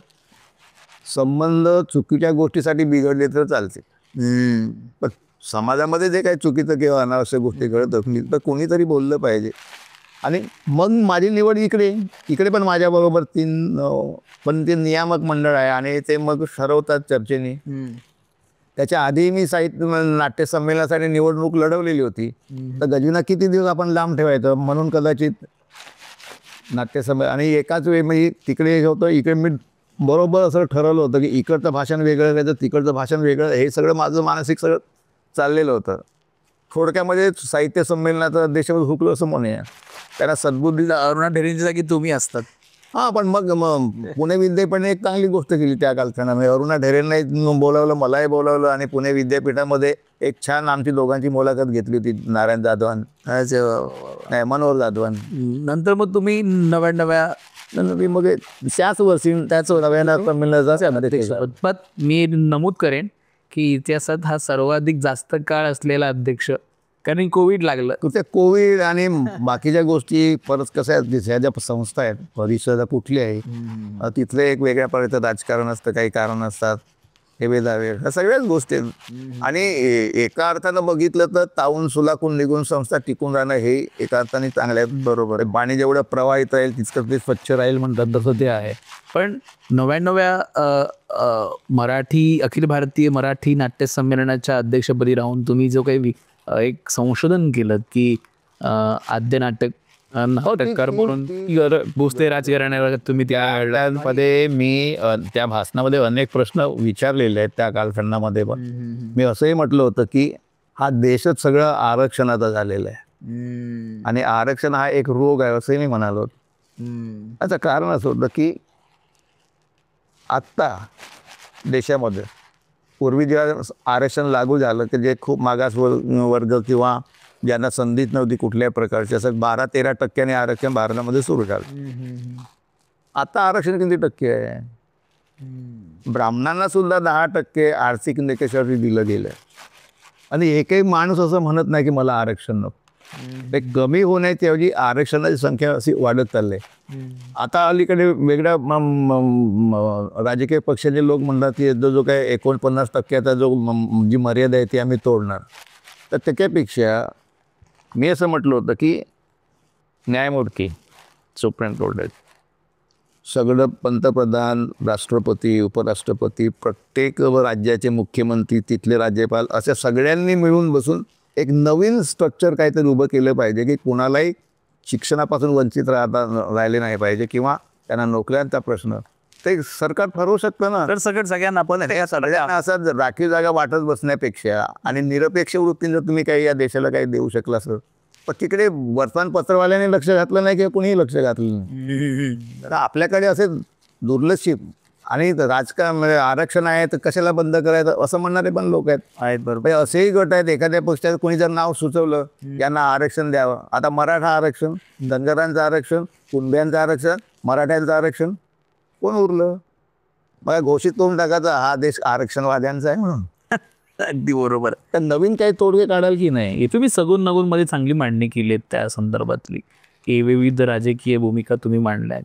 मला याच्यावर यायचं आहे तुमची साहित्य निर्मिती की आर्ट ऑफ नॉलेज असेल किंवा बोलीभाषा आणि चिंतन आणि आर्ट ऑफ नॉलेजवरती फार म्हणण्यासारखं आहे आणि तुम्ही त्यामध्ये कलेची जी व्याख्या आहे ती व्याख्या तुम्ही त्या आर्ट ऑफ नॉलेजमध्ये केलेली आहे. ते नाटकाची- कसं आहे ना, ती माझी एका वेगळ्या कारणासाठी गरजही होती की परंपरेने मी कधी दलित साहित्याच्या बद्दल प्रेमानंद दलित साहित्य काय असं म्हटलं जायचं. मी म्हटलं मी नाही आहे. म्हणजे पहिली कथा माझी प्रकाशित झाली आणि ते एका साहित्याने कोणाला प्रश्न करायला तर मानतोच की नाही, तर म्हटलं मी नाही. मी जर बुद्धिस्ट असेल मी परत दलित कसं असेल, बरोबर आहे. म्हणून मी ते नाकारलेलं होतं. आणि नंतरच्या काळामध्ये विश्वाचे नागरिक आहेत आता. तो वेगळा मुद्दा आहे. विश्वाचे आहेत की विश्वासघाती आहेत की काय आहेत मला नाही माहिती, ते इतरांनी ठरवावं. हा काय माझा प्रांत नाही. पण मला स्वतःला असं वाटलं की मराठी साहित्य हे सगळं एकारलेलं आहे. आणि कलेसाठी कला की जीवनासाठी कला हे सूत्र आणि या सूत्राने मराठी भाषेचं काही कल्याण झालेलं नाही. म्हणजे नाशिक फडके आणि खांडेकर यांच्यामध्ये वाद झाला साहित्यातला आणि नंतर लोक फक्त भांडतच राहिले. म्हणजे ललित साहित्य लिहायचं की जीवनवादी साहित्य लिहायचं ते आणखी अरे म्हटलं तिसरं नाही का असू शकत. यातून मग ते ज्ञानासाठी कला असं एक नवीन सूत्र मिळालं आणि मग बोधिनाट्य परिषदेची स्थापना झाली आणि नव्या बाकीच्या सगळ्या गोष्टी. आणि मग मी बोधी कला संस्कृती नावाचं पुस्तकच लिहिलं. हो. आणि त्यातून मग बरं बोधी हा शब्द हा काय माझा नाही आहे. बुद्धाला ज्ञान प्राप्त झालेलं होतं ना, आणि ज्ञान हे महत्त्वाचं. म्हणून तो शब्द बुद्धाकडून उसना घेतलं, कारण बुद्ध हा साधा माणूस नाही, तो पहिल्यांदा तत्वचिंतक आहे. आपण बौद्ध धर्म वगैरे असं आपण म्हटलं की आपल्याला काय तर कुठल्या तरी कारणानं असतं ते माहीत नाही मला, प्रत्येकाचा आपापला दृष्टिकोन आहे. पण बुद्धाकडे मी एक तत्वचिंतक म्हणून बघतो आणि ज्याच्याकडून हा शब्द घेतलेला आहे उसना घेतला म्हणून. पण नुसतं उसणं पण नाही आहे. बुद्धा स्वतः कथाकार आहे, त्यांनी जातक कथा सांगितल्या. बुद्धाने कविता केल्या, धम्मपदानं त्याचं उदाहरण आहे. आणि त्रिपिटकात जवळ पाली भाषेमधलं काव्यच आहे. तर हे सगळं आणि या बोधी साहित्याची सुरुवात मी तर म्हणतो बुद्धानंच केलेली.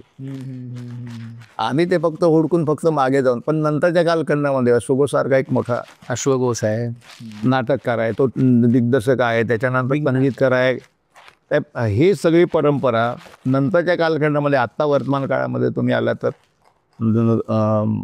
अश्वघोषाला आपण पथनाट्याचा उद्गाता वगैरे आहे, पण ते आता कोणी इथे लोकांना माहीत नाही. पथनाट्य बंगालमध्ये सुरू झालं मग आपल्याकडे आलं. इथल्या पथनाट्य करणाऱ्यांनाही माहीत नसतं, त्यांनी काही शोधही घेतला. आणि नंतरच्या काळात या बोधिनाट्य परिषद आली त्याच्यानंतर ही सगळी मांडणी केली गेली.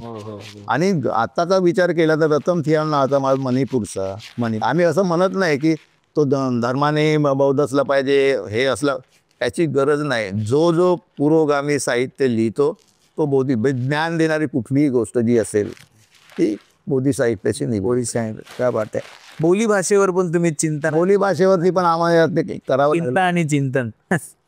त्याच्यामागे आणखी एक कारण आहे की मराठी भाषेला अभिजात भाषेचा दर्जा मिळण्यासाठी महाराष्ट्र सरकारने रंगनाथ पठारेच्या अध्यक्षतेखाली अहवाल जो झाला सादर आणि 12 ते 10 वर्ष निघून गेली. 14ला काहीतरी तो अहवाल सादर केला. आता मागच्या वर्षी 3 ऑक्टोबरला 20ला भारत सरकारने घोषित केलं. तर धर्मांच्या काळामध्ये आमचं असं चाललं होतं की कारण मधल्या काळामध्ये असं म्हटलं गेलं की बोलीभाषा जपल्या पाहिजेत. जहीर देवीने सगळी ती मान्य केली, बोलीभाषा मरतायत, त्यांना जगवलं पाहिजे.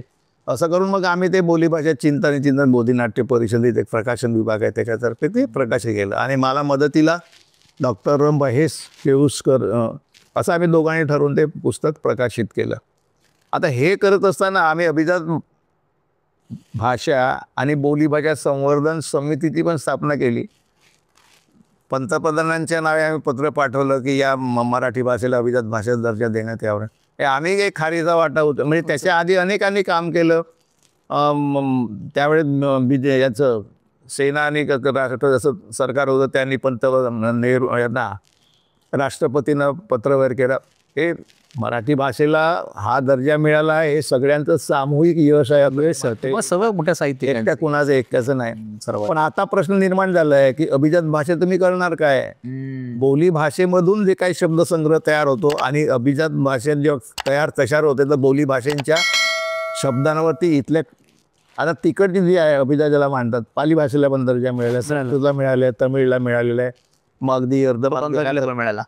तर हे जे सगळं आहे ना, आताच आपल्याकडे एक नवीन वाद झालाय हिंदी भाषा आम्ही शिकणार नाही.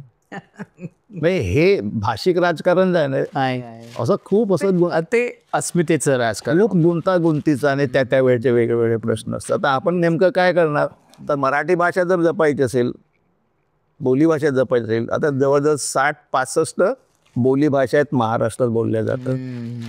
अहिराणी आहे मालवणी आहे विदर्भातले कोकणी आहे मराठवाड्यातली आहे ह्या सगळ्या त्याच्यामध्ये साहित्य किती निर्माण होतं सिनेमे तयार होतात तर त्याही काही अटी आहेत आणि केंद्र सरकारने पैसे दिल्याच्या नंतर अजून GR काही निघालेलं नाही. महाराष्ट्र सरकार माझं म्हणणं तर वेगळं आहे. महाराष्ट्र सरकारने मराठी अभिजात भाषा किंवा ती कुठली असेल तर या मराठीच्या संवर्धनासाठी आता महाराष्ट्र सरकारच्या स्वतःच्या भाषेबद्दलचे एक विभाग आहेत पण अभिजातीचा दर्जा टिकवायचा महाराष्ट्र सरकारनेच वेगळा स्वतंत्र निधी दिला पाहिजे. केंद्र सरकारने दिला नाही दिला बरोबर आपलं सुद्धा पूर्ण दुर्लक्ष राहते आपल्याच घराकडे तर ते सुद्धा केलं जात नाही. आणि हे जर जगायचं आहे सगळं तर तुम्हाला खूप चांगलं साहित्य लिहिलं पाहिजे चांगले सिनेमे काढले पाहिजे चांगल्या कविता आल्या. आता चांगलं आणि वाईट वगैरे तुमची पण बोधिशतक कविताचं मध्ये काय केलं आम्ही संकलन केलंय ना संकलन कवितांचं केलेलं आहे. त्याच्यामागे फक्त एक त्यांचं कवींचं घेतलं 100 कवी म्हणजे मर्ढेकरांपासून चित्रेपासून शांताराम नांदगावकर ते अगदी जे नव्या पिढीचे लोक आहेत ते असे 100 कवी निवडले. कारण असं होतं अगदी की बाबासाहेबांनी आंबेडकरांनी धर्मांतर केल्याच्या नंतर साहित्यिक कलावंतावर काय परिणाम झाले म्हणून त्यांच्या कविता निवडलेल्या आहेत. 100 कवींचे आहेत ते 100 कवी आणि त्या वेगवेगळ्या कालखंडातले कवी आहेत. मर्ढेकरांपासून तर अगदी म्हणजे माझी पण त्याच्यामध्ये आता मी कवी म्हणून प्रकाशित नाही आहे मी नाटककार म्हणून प्रकाशित आहे पण माझा मूळपिंड कवितेचा आहे.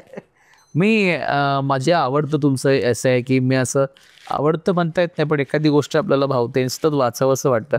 अजिंठा नाट्यलेणी याच्यावर मला फार अजिंठा नाट्यलेणीचं पण असंच आहे की मी असं मगाशी असं म्हटलं की आपलं साहित्य एकारलेलं आहे आणि आम्ही 4-5 नाटककार लिहितो आमच्या ग्रुपचेच होते त्या सगळ्यांना घेऊन मी अजिंठ्याला गेलो. अजिंठा बघितलं वेळ बघितलं 2-3 दिवस आम्ही तिथे होतो सगळं ते बघितलं आणि सहज म्हटलं की आपण सगळं बघितलं ना सगळे मी पहिल्यांदाच बघत होतो आपल्याला काही परिणाम झाले की नाही या कलेचे.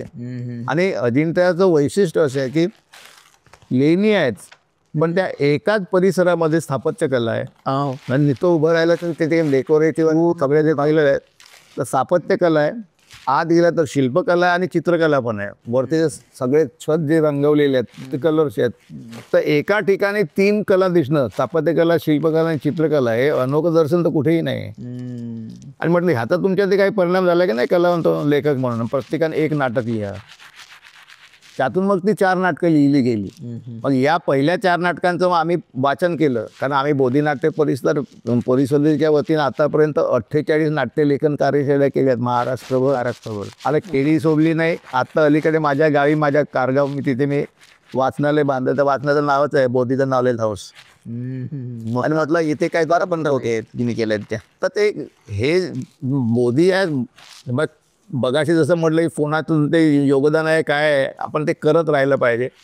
आणि ते जे पुस्तक जे आलं मग काही त्याच्या त्रुटी असतील त्या दुरुस्त केल्या. मग परत मुंबई विद्यापीठामध्ये तेव्हा मराठी विभागाच्या प्रमुख होत्या पुष्कळ राजा तापस मॅडम त्यांनी ती कार्यशाळा घेतली. महाराष्ट्रातले बहुतेक सगळे अनिल बांदेकरपासून विजय तापस खूप लोक होते डिपार्टमेंट होत्या अलका मटकर वगैरे असे सगळे 17-18 तज्ज्ञ त्यांच्यासमोर ती 4 नाटकं वाचली गेली आणि ती सगळी चालवून सुलागून निघून मग त्याचे कल्याणला अजिंठा बोधी नाट्य महोत्सव असा केला 4 नाटकांचा आणि त्याच ठिकाणी मग कमलाकर नाटकर्णींच्या हस्ते त्या पुस्तकाचं प्रकाशन झालं अजिंठा नाट्यलेणी. तर हा दुर्मिळ प्रयत्न करून बघितला. आता यश अपयश वगैरे ते काळ आपण म्हणतो नेहमी काळ खरं म्हणजे त्या काळातली माणसं ठरवत असतात काय चांगलं काय वाईट. सर आपल्याला हे म्हणजे मी जेव्हा चंद्रपूरबद्दल वाचतो म्हणजे आपण ते याला काळ्या सोन्याची सिटी म्हणजे ब्लॅक गोल्ड सिटी असं म्हटलं जातं. मग तिथून ह्या मुंबईसारख्या चमचमत्या आणि देशाची आर्थिक व्यवस्था असलेल्या म्हणजे एवढी मोठी मुंबई आणि इकडे तुमचा प्रवास इथे आल्यावर तुमचं पहिलं नाटक कोणतं लोकांमध्ये गेलं आणि मग लोकांनी ते धरून ठेवलं आणि ते प्रसिद्ध झालं? असं आहे, चंद्रपूर किंवा हा जो तिकडचा जो परिसर आहे तर तिथे कोळशाच्या खाणी खूप आहेत. हो हो आणि जिथे माझं गाव आहे कारगाव, तिथे उमरेड आहे, तर उमरेडला एक कोळशाची खाण आहे. आणि कोळशाच्या खाणींना खूप महत्त्व आहे. आपल्याकडे आता इलेक्ट्रिसिटीचे इंजिन आले तरी कोळसा लागतोच वीज निर्मितीसाठी, त्यामुळे ती काही अडचण नाही. पण शहराचं कसं होतं की सगळं खेड्यापाड्याने भारतामध्ये जिथे जंगलं बिंगलं असतील, तिकडे खाणी असतील, तिथून सगळं मटेरियल शहराकडे येतं. कारण पुरवठा करणारे बाहेरचे लोक आहेत आणि शहरातील लोक मस्त आनंदाने खुशाल चेंडू जगत असतात. आणि त्यांना काही माहीतही नसतं कुठून काय येतं. खरं मग येणारी माणसं भारतातली सगळी मुंबईकडे मोठं शहर असल्यामुळे, आर्थिक राजधानी असल्यामुळे अशा वेगवेगळ्या पद्धतीने माणसं येतात. आणि ज्यांना ज्या क्षेत्राची आवड आहे, मला नाटकाची आवड होती तर मी नाटकाच्या बाजूने असं आलो असं म्हणायला हरकत नाही. पण नाटकाकडे वळण्याच्या आधी मी जेव्हा मुंबईमध्ये आल्यानंतर 73-74 मगाशी म्हणालो की मला गाणी लिहिण्याची आवड होती, तर मी पहिली कविता अनुराधामध्ये माझी प्रकाशित झाली 1974ला. त्याच्या आधी नवा काळमधून भिंत नावाची एक कथा प्रकाशित झाली. तर ही माझी सुरुवात आहे 73-74. पण गंमत अशी आहे की मी मुंबईला 68-69ला आलो, पण माझी सुरुवात खरं म्हणजे हिंदी कथेने झालेली आहे. आणि हिंदी कथा माझी आज का आनंद म्हणून पुण्यावरून प्रकाशित झाली, त्याच्यामध्ये प्रकाशित झालेली आहे. फार जुनी गोष्ट. आणि त्याच कालखंडामध्ये गुंज ती सीता नावाची एक हिंदी कादंबरी लिहिली होती, मे बी 1971 करेक्ट. तर हे अशी सुरुवात फुटकळ आणि त्यावेळी आपल्याला कोणी ओळखत नाही, तर ही खूप चांगली गोष्ट आहे. त्यात जेव्हा आपल्याला ओळखत नाही, लोक ओळखायला लागले की मग तुम्हाला थोडं सतर्क राहून लिहावं लागतं. लोकांना हे आवडेल का, तिथे सुरुवात होते. लोक ओळखायला लागतात तेव्हा. त्याआधी अशी आपली वेगळी ओळख नसेल, आपण बिंदासपणे काहीही करू शकतो. उचल कलम आणि जे सुचलं ते. आणि माझी एक सवय तेव्हाही राहिलेली होती की मी लिहून झालं की कुणाला वाचून दाखवत नसे. मी डायरेक्ट संपादना पाठवून छापलं गेलं तर आपणच खुश व्हायचं. अरे आपल्या लेखणीत ताकद आहे, आपणच आपल्याला समजायचं ना पुढे लिहायचं. मित्र म्हणाला की नाही जमलं, त्याची वाट मी कधीही बघितलेली. तर त्यामुळे असेल एक कॉन्फिडन्स आला. मीच मला दिलेलं रेकग्नेशन असं म्हणता येईल की इतरांनी देण्यापेक्षा आणि आपल्याला एक कॉन्फिडन्स येणं कुठल्याही कलावंताला. स्वतःच्या विचारात तुम्ही अत्तदीप भव, हा नंतरचा प्रोसेस आहे. अत्तदीप जेव्हा आपण लहान असतो तेव्हा अत्तदीप वगैरे काही नसतं. आई वडील जेव्हा ज्या गोष्टी आपल्याला शिकवतात ना, त्यांचा अनुभव आपल्याला सांगतात. आणि आई वडील जो अनुभव आपल्याला सांगतात तसाच अनुभव आपल्याला येईल असं नाही. एक तर चांगला येईल, नाही तर जे सांगतात त्याच्यापेक्षा आणखी वेगळा येऊ शकतो. तर हे जे जगण्याचा जो प्रकार आहे ना, आणि मग साहित्य आपलं टिपत असतं, मला काय अनुभव आला त्या पद्धतीचं. आणि प्रत्येक कलावंत त्याचं आयुष्य असतं, त्याला आलेला अनुभव असतो, तो त्याच्यामध्ये व्यक्त करत राहतो. आणि मी जेव्हा इकडे त्या भद्रंभद्र नाटकात काम केल्याच्या नंतर आमच्या BPTमध्ये एकांकिका स्पर्धा व्हायची. तर एक मित्र असं म्हणाला की काय ते आलतू फालतू कथा लिहितोस, म्हणजे प्रेमापोटी बोलला असेल किंवा असलेल्या माझ्या कथा आलतू फालतू, त्याचा चॉईस झाला. मला एक एकांकिका लिहून दे, आपण स्पर्धेमध्ये सादर करू. मी ती घोटभर पाणी नावाची एका 2 दिवसामध्ये लिहून दिली त्याला. आणि दिली. महिनाभर काय उत्तरच नाही. एकांकिका स्पर्धाही संपली. अरे म्हटलं काय चाललंय, करणार होतो पण ते. आणि मग मी दुसऱ्या एका मित्राला दिली. ते मग निनादचा एक ग्रुप होता आमचा मुंबई पोर्ट ट्रस्टमध्ये, त्याने मग ती स्पर्धेला सादर केली. आणि खूप चांगला विश्वास मिळाला. म्हणजे याची स्पर्धा होती, INTची नाही, दुसरी एक स्पर्धा होती. त्या स्पर्धेचं नाव माझ्या स्मरणातून गेलं थोडंसं. तर तिथे त्या एकांकिकेला लेखनाचा पुरस्कार मिळाला. अरे वा. आणि पहिलीच एकांकिकाने लेखनाचा पुरस्कार मिळाल्यानंतर आपल्याला असं वाटायला लागले का रे हा एक कुछ तो दम. पण एकांकिकेला एक फक्त अभिनेत्याला पुरस्कार मिळाला, तिसरा, पण एकांकिका काही नंबरात आली नाही. मग का आली नाही, मग आमची सगळी टीम बसली. मग लाईट्समध्ये थोडे चेंजेस केले. आणि दुसरा प्रयोग जेव्हा स्पर्धेमध्ये अभिशिल्पची एकांकिका स्पर्धा होती, तिथे ती पहिली आली एकांकिका. केव्हा. आणि जवळजवळ सगळे पारितोषिके मिळाले. मग काय आम्ही सगळे हौशी लोकच होतो ना त्यावेळेस. म्हणजे सुरुवात आपली हौशी कलावंत झाली अशी मला हरकत नाही. तिथून मग 1 वर्षामध्ये 40 पुरस्कार मिळाले, 27-28 प्रयोग झाले. आणि पहिल्याच एकांकिकेला म्हणजे जो रिस्पॉन्स मला कथांमध्ये कवितेमध्ये मिळत नव्हता तो घोटभर पाणी मिळाल्यानंतर मग असं वाटलं की आता आपली लाईन आपल्याला आत्ता सापडलेली आहे, नाटक. आणि त्यातून मग तो प्रवास असा सुरू झालं. मग घोटभर पाणी मी आज बघतो की घोटभर पाणी हे मे बी 74च आहे, 77. 77. तर 77 पासून घोटभर पाणी आज 48 वर्ष आणि 48 वर्षात 15 भाषांमध्ये घोटभर पाणी भाषांतरित अनुवादित होतं आणि ते देशभर गाजतं. ह्या करिश्म्याला तुम्ही कसं बघता? तर हा काय करिश्मा वगैरे आहे असं मी मानत नाही. तो घोटभर पाणीचा जो मुद्दाच आहे की गावाकडल्या गरीब माणसाला, किंवा विशेषतः थेट शब्द वापरायचा तर अस्पृश्य वर्गाला पाणी नाकारलं गेलं या भूमीमध्ये. आणि याला कारण आहे आपलं सगळ्यांना माहिती आहे.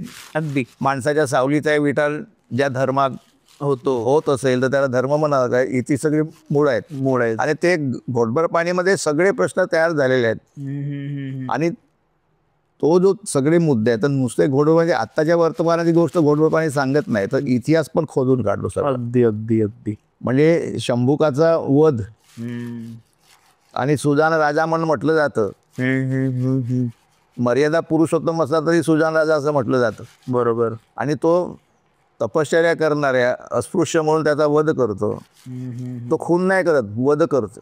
म्हणजे हे शब्द सुद्धा ठरवून मोजून मापून, अगदी मला काय शब्द वापरायचा वापरलेले आहेत. उच्च माणसाची असेल तर त्याची पत्नी असते आणि सामान्य माणसाची त्याची बायको असते. बायको म्हणजे भाषेमध्ये सुद्धा इतका भेदभाव. भाषिक राजकारण आहे. भाषिक असं आहे ना, पण हे राजकारणच आहे ना शेवटी. मग त्यावरून सुद्धा कळणार ना आपल्याला. हिंदू धर्माप्रमाणे ही जी बाई आहे ती उच्च वर्णातली आहे की खालच्या वर्णातली. म्हणजे बोलण्या चालण्यावरून सुद्धा तुम्हाला जाती ओळखता येते. इतकी दिलंदर व्यवस्था हिंदू धर्म परंपरे निर्माण करून ठेवले, त्याचे पडसाद सगळीकडे आहेत. आणि आता इतक्या वेळामध्ये सुद्धा म्हटलेलं आहे, मुखातून कुणाचा जन्म होतो, मांड्यातून कुणाचा होतो, तोंडात. अरे निसर्गाने तुम्हाला तुमचा जन्म सांगितलेला आहे. तुम्ही बघता तुमच्या घरी मुली बाळी असतात, आई असतात, शेजारी असतात, त्यांचा जन्म कसा होतो, हे मुखातून आलं कुठून आणि कशासाठी. ते हे सगळे जे प्रश्न घोटभर पाण्याची उतरण सांगणं, घोटभर पाणीमधून प्रवाहित होतात. आणि नुसतं तेवढंच नाही तर त्याच्यामध्ये 12 भूमिका आहेत वेगळ्या वेगळ्या. म्हणजे संशोधन करायला शहराकडे गावाकडे निघालेले 2 तरुण, मग त्यांना पाणी म्हणजे तहान लागते, त्यांच्या बाटलीतलं पाणी संपलेलं आहे, मग एक म्हातारा भेटतो, तीच दोघं जण भूमिका आलटून पालटून करतात. म्हणजे पूर्वी तमाशामध्ये जसं व्हायचं ना, एक चक्कर मारली की राजवाड्याची झोपडी व्हायची, तो फॉर्म वापरला याच्यामध्ये. त्यामुळे तो इतकी लवचिकता त्याच्यामध्ये आलेली आहे. आणि दोन्ही कलावंतांना अभिनय करायला एवढा स्पेस तयार होतो, दिग्दर्शनाच्या जागा आहेत, प्रकाशनाला वाव आहे, ह्या सगळ्या गोष्टी त्या एकांकिकेमध्ये एकत्रित आल्या. आणि ह्या नुसत्या लेखनाचा परिणाम नाही तर नाट्यतंत्रामध्ये किंवा तंत्राचा सुद्धा एक वेगळा विशिष्ट प्रकारचा वापर आहे. 2 पात्र पण करू शकतो. काही दिग्दर्शकांनी 30-40 मुलांना घेऊन एकत्रित केली, तीही एकांका पहिल्या नंबरामध्ये आली. आणि मुख्य म्हणजे एक गाव एक पानवटा, बाबा आडा जाटाला, कारण ती काय एकांका खरं तर कारणीभूत आहे. आणि नुसती तीच एकांका कारणीभूत नाही आहे, तर जयप्रकाश नारायणांची संपूर्ण क्रांतीची घोषणाही कारणीभूत आहे, त्याचाही उल्लेख याच्यामध्ये आहे. आणि ज्या कालखंडामध्ये म्हणजे त्यावेळेला बाबा आडाव काय करायचे, एखाद्या गावामध्ये अन्याय झालेला असेल त्या गावी जायचे, इथल्या लोकांना सवर्णांना गोळा करायचे, पाटलाला गोळा करायचे आणि त्या विहिरीवरती पाणी भरायचे, सामुदायिक कार्यक्रम. आणि ही माणसं निघून गेली, वर्तमानपत्रामध्ये बातम्या छापून बिपून आल्याच्या नंतर. आणि जेव्हा ही दलित माणसं जाऊन पाणी प्यायला बघायचं त्यांना हाकलून ते भांडी फोडून टाकायचे, फेकून द्यायचे. आणि ही जी दांभिकता सुद्धा होती ना त्या चळवळीची, ती सुद्धा याच्यामध्ये एकांकित झाली. आणि ती रेखांकित झालेली असल्यामुळे की एक अर्ध्या तासाची एकांकिका पण तुम्हाला संपूर्ण भारतभर फिरवून वर्तमान काळामध्ये आणून उभं करते.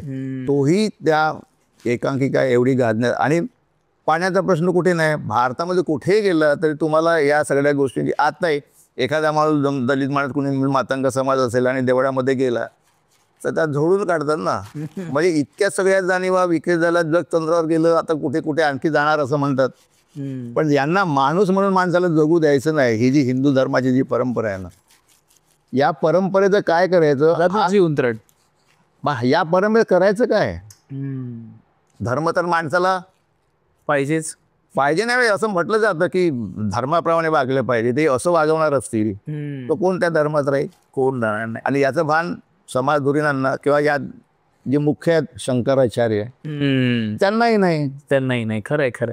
इवन आता मध्यंतरी एका साध्वीने सांगितलं की प्रत्येक समाजाच्या साधूंनी एकत्र आणि समसमान राहिलं पाहिजे, त्यावर शंकराचार्यांनी विरोध केलाय की नाही नाही नाही, असं कसं, हा जो चातुर्वर्ण व्यवस्था आहे ती आम्हाला फार गरजेची आहे आणि त्याच्यानुसारच हे सगळं चालणार आहे आणि त्याच्यानुसार इथली कला संस्कृती साहित्य इथली सगळी निर्मिती इथल्या जीवन पद्धती हे सगळं चातुर्वर्णातूनच चाललं पाहिजे, हे शंकराचार्य आत्ता 21व्या शतकात बोलतात. ते बोलणारच ना.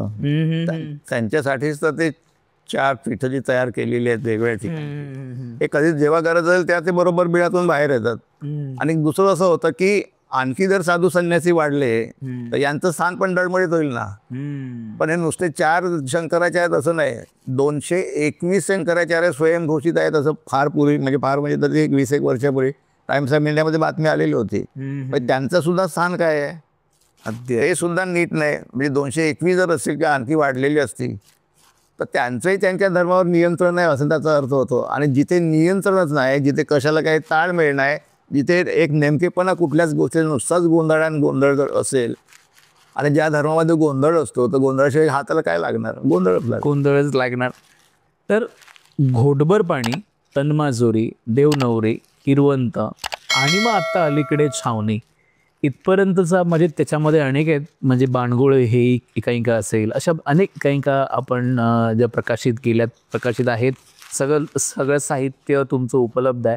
पण ही नाटकं जेव्हा प्रसिद्धीच्या आणि याच्यामध्ये झोतामध्ये होती आणि तिचा एक मोठा प्रवाह होता आणि एक प्रभावही होता की जसं घोटभर पाण्याचे 5,000 प्रयोग, तसे इतरही नाटकांचे बरेच प्रयोग झाले. मग हे सगळ्याचे अनुभव आणि विशेषतः किरवंतचा अनुभव की एका ब्राह्मणांच्या जो ब्राह्मणांमध्येही जातीची उतरंड आहे आणि मग त्याच्या शेवटी ज्या विधी आहेत माणसाच्या शेवटच्या विधी, आपण त्याला अंत्यविधी म्हणतो, त्या अंत्यविधींचा जो करणारा जो ब्राह्मण वर्ग आहे त्याची जी अवस्था आहे त्याच्यावर आतापर्यंत किती लोकांनी मांडलं किंवा लिहिलं हे ऐकिवात नाही. पण तुमचं किरवंत नाटक आल्यानंतर सर लोकांना त्याबद्दलची जनजागृती झाली की हो, ब्राह्मणांमध्ये जो होणारा भेदभाव आहे, जो द्वेष आहे तो इतकं भयानक आहे. मग इथून घोटभर पाणी ते छावणी हा जो प्रवास आहे तो तुमचा 50-55चा प्रवास सर कसा राहिला?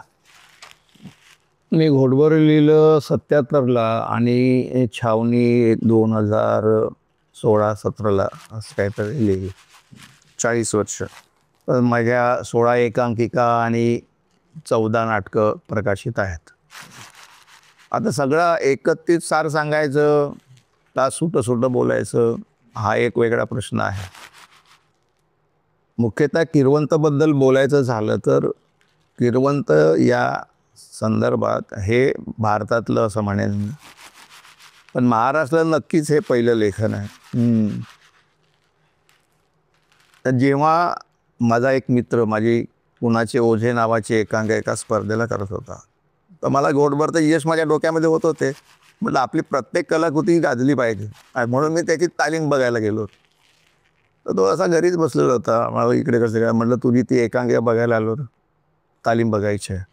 तर तो मला म्हणाला की मला वेळच नाही तालीम करायला. म्हटलं काय रे? नाही म्हणा मला स्मशानात जावं लागतं. म्हटलं काय करतो स्मशानात? पण मी आत्ताच आलो स्मशानातून, असाच बसलेलो आहे. आणि तो तसाच बसलेला अंगातलं शर्ट काढून. मला 2 दिवसांनी मी तुम्हाला सगळं सांगतो. मी 2 दिवसांनी गेलो. माझ्याबरोबर एक सुधाकर कानडे नावाचा माझा एक मित्र होता, तोही नाटकातलाच होता.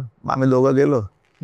तो घरी होता. मग आम्हाला चहा वगैरे दिला, त्याच्या आईने चहा घेतला, बसलो आणि म्हटलं ते सांग मला, तू याची ओळख करून दिली आधी मित्राची. म्हटलं सुधाकर कानडे आणि त्याचंही नाव सांगितलं, हा सुहास व्यवहारे.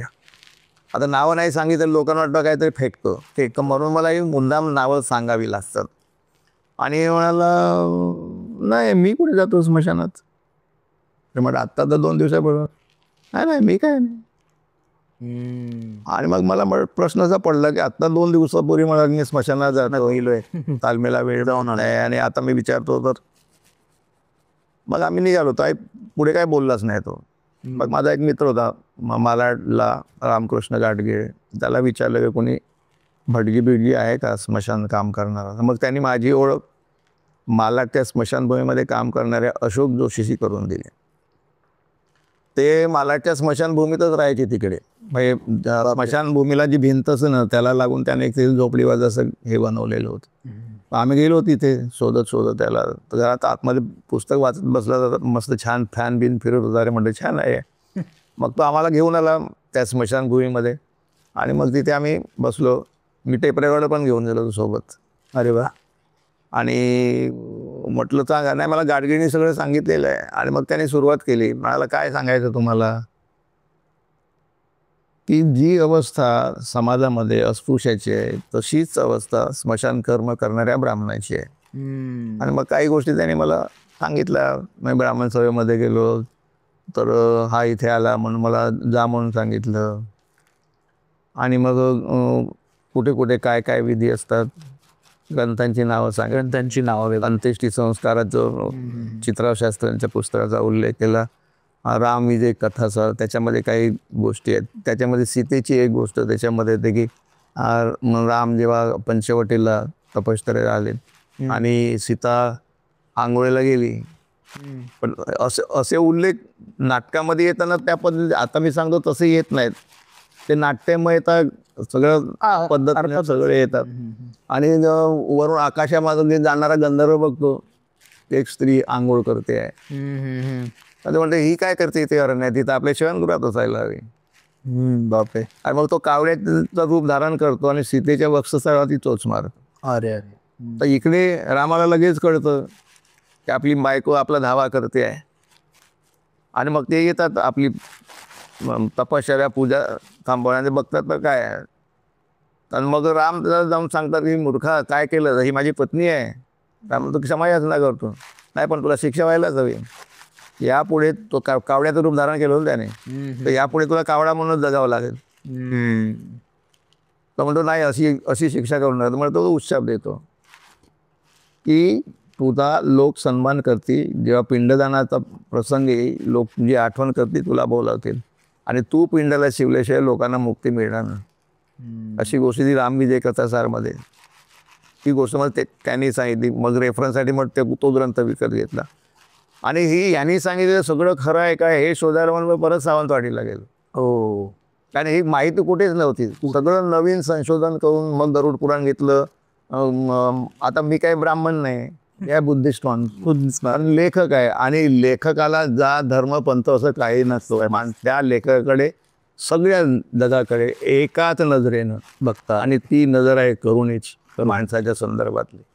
ते ज्याला जमतं, मला जमलं की नाही मलाच माहीत नाही. ते माझे कोणी समीक्षक असतील टीकाकार असतील ते ठरवतील.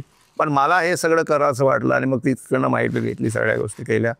मग सगळ्या गोष्टींचा अभ्यास केला आणि मग ते किरवंत हे नाटक लिहिलं. बापरे सर. पण आजही किरवंतांची अवस्था तीच आहे. काय आज आहे, किरवंताला 25 वर्ष झाली म्हणून मी परत दुसऱ्या एका तरुण मुलाला भेटलो. त्याची मुला घेतली, महाराज प्रकाशित झाली.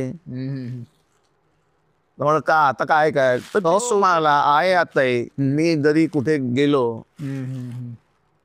पूजेच्या ठिकाणी, लग्नाच्या ठिकाणी, तर याला कशाला बोलावलं असं बोलतात. त्याचा अर्थ मला आहेच. बापरे. मला ऐकू जाईल इतपत नक्कीच बोलत. पूजा करणाऱ्या ब्राह्मणाला जी स्थान आहे ते हे या स्मशान कर्म करणाऱ्या ब्राह्मण. यांच्या मुलींचे लग्न सुद्धा किरवंताच्याच पूर्वटीवर नाही होत. बापरे. हा तर म्हटलं तुझं लग्न कसं झालं, तर म्हणाला माझा प्रेमविवाह झाला. आणि तो पुढचं वाक्य असं बोलला की हे काम करणाऱ्या लोकांनी आधी लग्न करावं आणि मग या धंद्यामध्ये पडावं. मग त्याची पण एक वेगळ्या प्रकारची वेदना आहे. समाजामध्ये त्याला इतरांना जे स्थान आहे ते मला जर नसेल तर त्याची वेदना वेगळीच आहे. त्यामुळे हा प्रश्न आता आपल्याकडे किरवंत म्हणतात. कोकणा हा शब्द कोकणामधला पण शब्द क्रियावंत असा आहे. पण तुम्ही इकडे गेलात बिहारला किंवा युपीकडे त्या बसत तिकडे महाब्राह्मण म्हणतात. किंवा बिहारमध्ये महापात्र असा शब्द आहे. आणि महापात्र नावाची जेवढी तुम्हाला नावं म्हणजे जिथे कुठे दिसतील ना ते समजून जायचं ते स्मशान कर्म करणारे लोक आहेत. आणि उच्चाराने म्हणजे नावावरून सुद्धा तो चातुर्वर्ण्यातल्या कुठल्या गटातला आहे ती इतकी म्हणजे जातीयवाद्यांनी इतकी सोय करून ठेवली आहे की आपल्याला नुसत्या त्याच्या नावाच्या उल्लेखावरूनही कळलं पाहिजे की हा माणूस कोण. साळुंखे की साळुंके के. मग ह्याच्यामध्ये जातीचे स्वर म्हणजे आडनावामध्ये जातीचे स्वर आहेत. मराठा येतो लगेच. एक्झॅक्टली. आणि हे इतकं सगळं असताना सुद्धा आमचे जे समाज धुरीण आहेत, आमचे जे तत्वचिंतक आहेत, समाज सुधारला पाहिजे असं म्हणणारे आहेत, असे कधीही म्हणत नाही की गाडवीच्या सगळ्यांनी आपली आडनावं बदला आणि माणुसकी निर्माण करणारी अशी नावं ठेवा. या देशामध्ये काय चाललंय म्हणजे मला तर कधी कधी प्रश्न पडतो की हा देश इथल्या चालीरीती इथल्या सगळ्या गोष्टी लेखकासाठी, आता पर्वणी शब्द काही वापरत नाही, पण असं इतकं मस्त साहित्य आहे, साहित्य रोज उचलावं आणि लिहावं. मग असे अनुभव ज्या मातीमध्ये आहे. आणि अजूनही इतके समाज सुधारक झालेले तिकडे. आता ती चारवाकापासून बुद्धापासून तर सगळे की अगदी बाबासाहेब फुलेंच्या पण आपण इकडे जरी आलो, आगरकरांच्या पर्यंत जर आलो, बरोबर सुधारणा कुठे आहेत? मोबाईल आहे. पण बस आपल्या मग दिसतंय एक प्रिन्सिपाल शाळेचा तो वर्ग सेनानी सारवताना. हे जे आपल्याकडे आहे ना, म्हणजे आधुनिक काळामध्ये सुद्धा आपण जर मागच्याच काळात जगत असू तर आपण सुधारल्या तसं म्हणायचं काही नाही, काही सोय नाही. पण ही जी एक आपण बोलतो हा जो काही ही वर्णव्यवस्था आहे आणि ही वर्णव्यवस्था इथल्या नाटकाच्या निर्मितीवर पण आहे. म्हणजे आज विष्णुदास भावे हे आद्य नाटककार म्हणून बघितलं जातं. तुमच्या मते आद्य नाटककार कोण? त्याला मी जेव्हा या क्षेत्रामध्ये आलो तर मी इतरांच्या प्रमाणे विष्णुदास भावेंनाच मानत होतो. तर थोडा व्यासंग वाढला आणि मुख्य व्यासंग म्हणजे कधी जेव्हा मी नाट्य संमेलनाचा अध्यक्ष झालो, नव्या नाट्य संमेलन, नव्या म्हणजे नागपूरला नाट्य संमेलन झालं, तर मला माझ्यासमोर काही प्रश्न नव्याने निर्माण झालेले होते की बाबा खरंच काय आहे. कोणी म्हणतं हा नाही तो आहे, मग कोणी असं म्हणाल की पहिलं नाटककार ज्योतिबा फुलेने दिलं तृतीय रत्न आहे. तृतीय रत्न सामाजिक नाटक पहिलं, म्हणजे खरं म्हणजे ते पहिलं प्रायोगिक नाटक आहे सामाजिक प्रश्न या सकट. आणि विष्णुदास भावेंची जी होतं ती काय गाणी आणि हे ते सगळं बरं 1852चं नाटक आहे ते. विष्णुदास भावेंच्या याच्यामध्ये रामाचीच गोष्ट सांगितली आहे, म्हणजे राम आणि सीतेच्या लग्नाची सीता स्वयंवरमध्ये. आणि ते पहिलं नाटक मानलं जातं कारण त्याच्या आधी महाराष्ट्राच्या बाहेर तिकडे तंजावरला, आता हा तंजावरमध्ये जो लक्ष्मीनारायण कल्याण जे नाटक जाणले होतं शहाजीराजे भोसले, आता हे परत शिवाजीच्याच वंशातील लोक आहेत, म्हणजे गोजीराजे आणि सगळे. तर ते जे होते तिकडे महाराष्ट्रातून ते तिकडे गेले. तर तिकडे गेले कसे ही एक आणखी वेगळी गोष्ट आहे. आदिलशहाने त्यांना तिकडे बोलावलं होतं वेंकोजीला, मग ते तिकडे गेले आणि मग तिकडेच राहिले. आदिलशाह गेल्यानंतर मग ते राज्य त्यांच्या हातामध्ये आलं. तर त्यांची जी मुलं होती तर त्या त्यांना सरफोजी वगैरे, एक तुकोजी म्हणून असं एक नाव आहे. तर त्याच्यातला हा जो शहाजीराजे भोसले जे होते त्यांनी ते लिहिलं होतं 1690 साली लिहिलं नाटक. आणि ते सुद्धा लक्ष्मी नारायण कल्याण, म्हणजे लग्नाचीच गोष्ट होती कोणाच्या, विष्णूच्या आणि लक्ष्मीच्या. पण तिथेही लग्नाचीच गोष्ट, इथेही लग्नाचीच गोष्ट. म्हणजे त्या काळात असं मायन्युटली तुम्ही जर विचार केला तर असं लक्षात येतं की कला ही धर्माच्या दावणीला बांधलेली दिसते. ते धर्माचा प्रचार करण्यासाठी पहिल्यांदा फुलेंनी 1855 साली एक नवी प्रेरणा आणि स्वतंत्र नाटक झाला म्हणून तृतीय रत्न ते लिहिलं गेलं. त्याचा प्रयोग पण या लोकांनी होऊ दिला नाही, कारण इंग्रजांचं राज्य होतं. पण ते दक्षिणा प्राईज कमिटी होती ती कोणाची होती, हेच सगळे होते. यांच्याच हातामध्ये सगळं असायचं, काय होऊ द्यायचं काय होऊ नाही द्यायचं. आणि आता फुले नावाचा एक सिनेमा येतोय फुलेंच्या वरती, काय भयंकर ठीक आहे, भयंकर. म्हणजे त्याला हो हे काढून हे सत्य आहे ना, भाई सत्य नाकारणारा समाज सत्याच्या वेळेला कधीच जाणार नाही, तो असत्यच त्याला हवं असतं. तर ह्या सगळ्या ज्या गोष्टी आहेत तर हे सगळं इतिहासामध्ये लपवलं गेलं. आणि म्हणून मग तिथे मांडणी करता असं म्हणालो की 1690 साली लिहिलेलं मराठी नाटक ज्याचा प्रयोग झाला, भलेही तंजावर नाही जगाच्या पाठीवर कुठेही, म्हणजे अमेरिकेमध्ये अगदी 12व्या 14व्या शतकामध्ये मराठी माणसानं नाटक लिहिलं असं जर सिद्ध झालं तर त्या माणसाला मी पहिला नाटककार मानन. बरोबर. आणि म्हणून मग विष्णुदास भावे माझ्या दृष्टीनं पहिले नाटककार नाहीत. माझ्या दृष्टीने कशाला, सगळ्या महाराष्ट्राच्या दृष्टीनं देखील ते पहिले नाटककार हे त्यांनाही माहीत आहे. आणि 1690 साली मराठी नाटक लिहिलं गेलं तंजावरमध्ये, मराठी माणसानं लिहिलं. आणि हा मराठी माणूस महाराष्ट्रातूनच तिकडे गेलेला आहे, मराठी माणूस आणि राजा आहे. आपण शिवाजीच्या बद्दल पण त्यांच्याच वंशातला जर तो तुकोजी आणि त्यांची जी मुलं आहेत तर त्यांचा म्हणजे महाराष्ट्राला सुद्धा तंजावरमध्ये असं काही मराठी सावत्र भाऊ शिवाजी दुसरं साम्राज्य निर्माण केलेलं आहे. बरोबर. इथेच त्यांचा उल्लेख होतो पण त्यांचा उल्लेख होत नाही. ही पण अनास्था आहे. म्हणजे एखाद्या व्यक्तीकडे म्हणजे त्याचे 2 भाऊ असतील तर एक लोकप्रिय होतो आणि दुसरा अप्रिय कसं काय ठरतो. काम तर दोघांचं सारखं. त्याने म्हणजे शिवाजीराजांचा राज्याभिषेक 1674ला झाला तर व्यंकोजीचा राज्याभिषेक 1676ला झालेला आहे. 2च वर्षाचा फरक आहे. बरोबर. आणि नुसतेच तिकडे अटकेपार झेंड्याबद्दलच नको बोलायला ना, तंजावरच्या झेंड्याबद्दल बोललं पाहिजे. तर मराठी संस्कृती कशी वेगवेगळ्या ठिकाणी तुम्ही तिकडे गेला होतात. मी जाऊन आलो आणि 100वे नाट्य संमेलन तिकडे घेतलं ते सांगलीमधून होणार होतं. पण परिषदेचे जे अध्यक्ष होते प्रशांत दामले आणि अजित भुरे सेक्रेटरी आणि बाकीच्या सगळ्यांना सांगितलं की हा इतिहास आहे. सगळी कागदपत्र त्यांना दिली आणि मग 100व्या नाट्य संमेलनाची सुरुवातच तंजावरमधून शहाजीराजे भोसलेला अभिवादन करून मग झाली. मग तिथून मग आम्ही सांगलीला आलो. मग भावेनं अभिवादन केलं. भावेनं अभिवादन यासाठी करायला पाहिजे की त्याने व्यावसायिक रंगभूमीचा पाया म्हणजे पहिलं मराठी नाटक तिकीट लावून केलं ते विष्णू भावेनं. मग प्रायोगिक नाटक पहिल्यांदा लिहिलं ते ज्योतिबा फुलेंनी आणि काशीबाई फडके या पहिल्या स्त्री नाटककार आहेत. त्यांचंही सीतेवरचं एक म्हणजे हे सगळे दिले आणि परिषदेला मी हेही सांगितलं की या लोकांच्या नावाने महाराष्ट्रामध्ये पहिल्यांदा पुरस्कार सुरू करा. क्या बात आहे.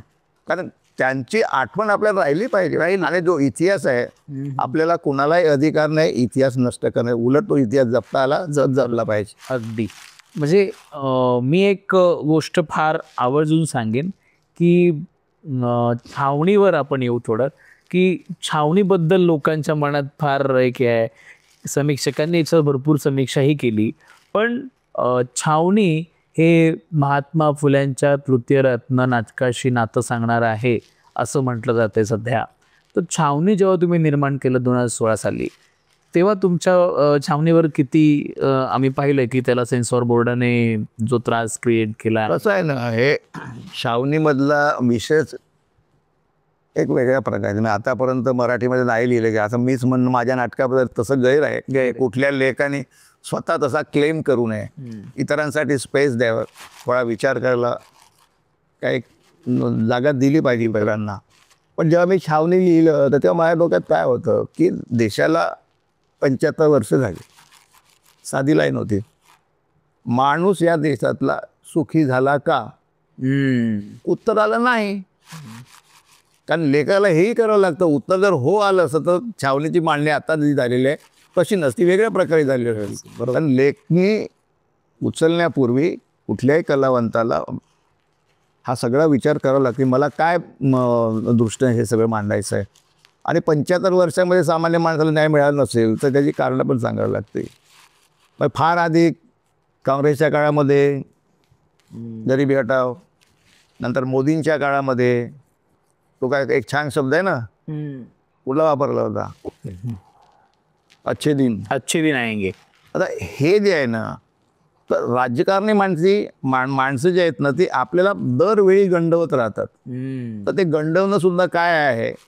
आणि मग कुणीतरी माझ्या नाटकामध्ये जे आपण छावणीबद्दल बोलतो मला असं स्वतःला असं वाटून गेलं की कोणतरी एक माणूस, पण मग त्याला फाउंडेशन पण लागतं.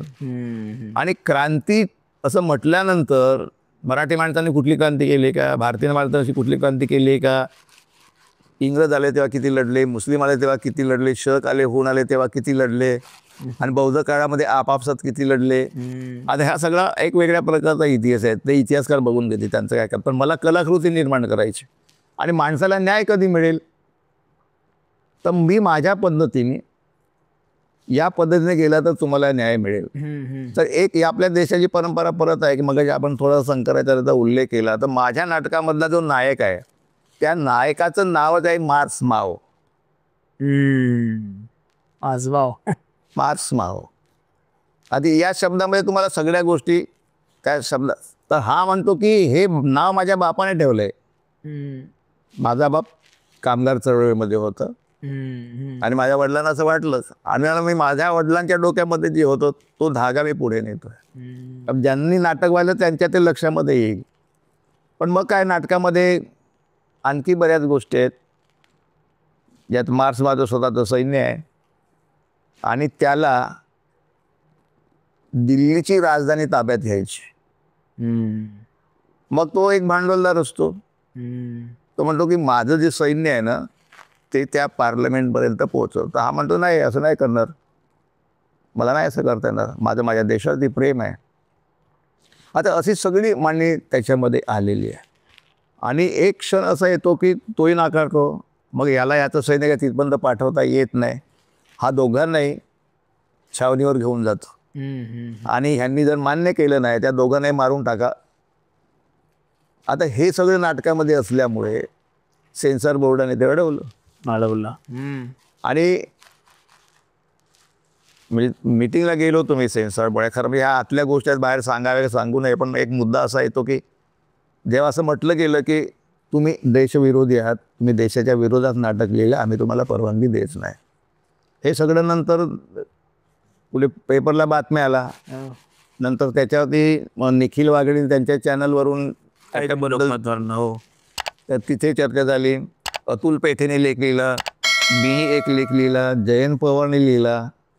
आणि मग त्यावेळेस अरुण नलावडे सेन्सॉर बोर्डाचे अध्यक्ष म्हणाले आम्ही हे नाटक अडवणार, आम्ही परवानगी देऊ. इतका सगळा गदारोळ झाला. तुमचं ते वाक्य फार प्रसिद्ध आहे. मी तुम्हाला जेव्हा त्याचा खुलासा करायला सांगितला की हे तुम्ही जे नाटकात लिहिलंय तुम्ही ह्याला फॉलो करता का, या कन्सेप्टला फॉलो करता का? ना कशाला, याच्याबद्दल तुम्ही नागपूरला प्रश्न निर्माण केला होता की एखाद्याकडे समजा डाव्या चळवळीचं वाङ्मय आहे आणि मी अभ्यासक आहे, तर तो माझा अधिकार आहे ना. माझ्याकडे आहे साहित्य म्हणून मी काय नक्षलवादी किंवा आणखी किंवा देशाच्या विरोधात जाणारा माणूस नाही होत. तर त्यावेळेस फडणवीस आले होते दुसऱ्या दिवशी आणि त्यांनी तिथे उल्लेख केला त्या भाषणाचा. आणि खरं तर मलाही अटक व्हायला पाहिजे कारण माझ्याकडे हे साहित्य आहे. आणि मग असं म्हणजे गरीब असं काही होणार नाही. वा, हे उत्तर दिल्यानंतर मी फक्त दुसऱ्या दिवशी जेव्हा माझा समारोह भाषण करायचं एवढंच वाक्य बोललं की तुम्ही सांगितलं ती छान गोष्ट झाली, प्रत्यक्षामध्ये कधी येणार? ती पण कोपरकडेचा मुद्दा नाही की आपले राजकारणी लोक काय करतात की त्यावेळचं समाधान शोधतात, प्रश्न सोडवत नाही सोडवत. प्रश्न सोडवले गेले पाहिजेत. आणि देश स्वतंत्र झाला, 75 वर्ष झाली आणि प्रश्न सोडवला गेला नाही म्हणून छावणी लिहावं लागलं. हे असं हवेतून नाही आलं. बरोबर, मला काही क्रांतिकारी लिहायचं आहे म्हणूनही आलेलं नाही. पण परिस्थिती जर देशाची बदलणार नसेल, आजही 2024 साली भारत सरकार 80 कोटी लोकांना जर मोफत धान्य वाटप करत असेल तर कुठे गेली गरिबी? माणसाला काय मिळालं का? हो, म्हणजेच काय, नुसतं नाटक नाही, इथलं काहीच बदललेलं नाही. अगदी बरोबर. आणि 75 वर्षामध्ये प्रत्येक माणूस सुखी व्हायला पाहिजे, सगळ्या झोपटपट्टा नष्ट व्हायला पाहिजे होत्या. का नाही झालं? आजही रोज खेड्यातून माणूस शहराकडे येतो आणि एक नवीन झोपडी बांधतो आणि झोपडी बांधायला मदत करतो नगरसेवक आणि तो त्याचा मतदारसंघ तयार करतो. हे सगळं नष्ट झालं पाहिजे. नाहीतर मला हे छावणी लिहायची एक गरज निर्माण झाली. म्हणजे ही मला असं वाटतं की भारताचे या देशातील सरकारनं, या देशातील जनतेनं मला छावणी लिहायला भाग पाडलं. अगदी बरोबर. आता मी मस्त सुखानं जगलो असतो ना, मला देशात म्हणत ठीक, अरे मी देशप्रेमी आहे म्हणून तर लिहिलं. हे बदललं पाहिजे. अगदी बरोबर. याच्यावरती इथल्या समीक्षकांनी नीट विचार केला नाही की हा माणूस असं काय बोलतो की यांनी असं लिहिलंच कसं. बरोबर आहे. आणि मग बाकी कोणी काय मला नावं ठेवत बिंदास ठेवते, त्यांना काय अधिकार तो ठेवण्याचा नाही. पण भारताच्या एका ज्येष्ठ नाटककाराला आजही छावणीत उभं राहावं लागतं आणि तो त्या देशाच्या या छावणीत उभा आहे असं एक चित्र दिसतंय की खऱ्या अर्थाने आपल्या ह्या प्रश्नांवरती आपण भेडसावतो. नव्यानं म्हणणं साधं सरळ आहे. जिथे जिथे वाईट असेल, जिथे जिथे कुरूपता असेल, ती कुठल्याही प्रकारे, ते धार्मिक असो, सामाजिक असो, सांस्कृतिक असो, एखाद्या कुटुंबातले असो, आज काही स्त्रियांना नाही मिळत असा विचार केला तर आजही हुंड्यात, आता 4 दिवसापूर्वी बातमी आली होती की हुंड्यामध्ये छळ केला गेला आणि म्हणजे हुंडा इतकं म्हणजे ह्युमॅनिटी नावाची एक गोष्ट नाही. एक पुरुष लग्न करतो, अरे लग्न करतो ना गाढवा, तर त्या बाईकडूनच पैसे घेतोस. बरोबर आहे.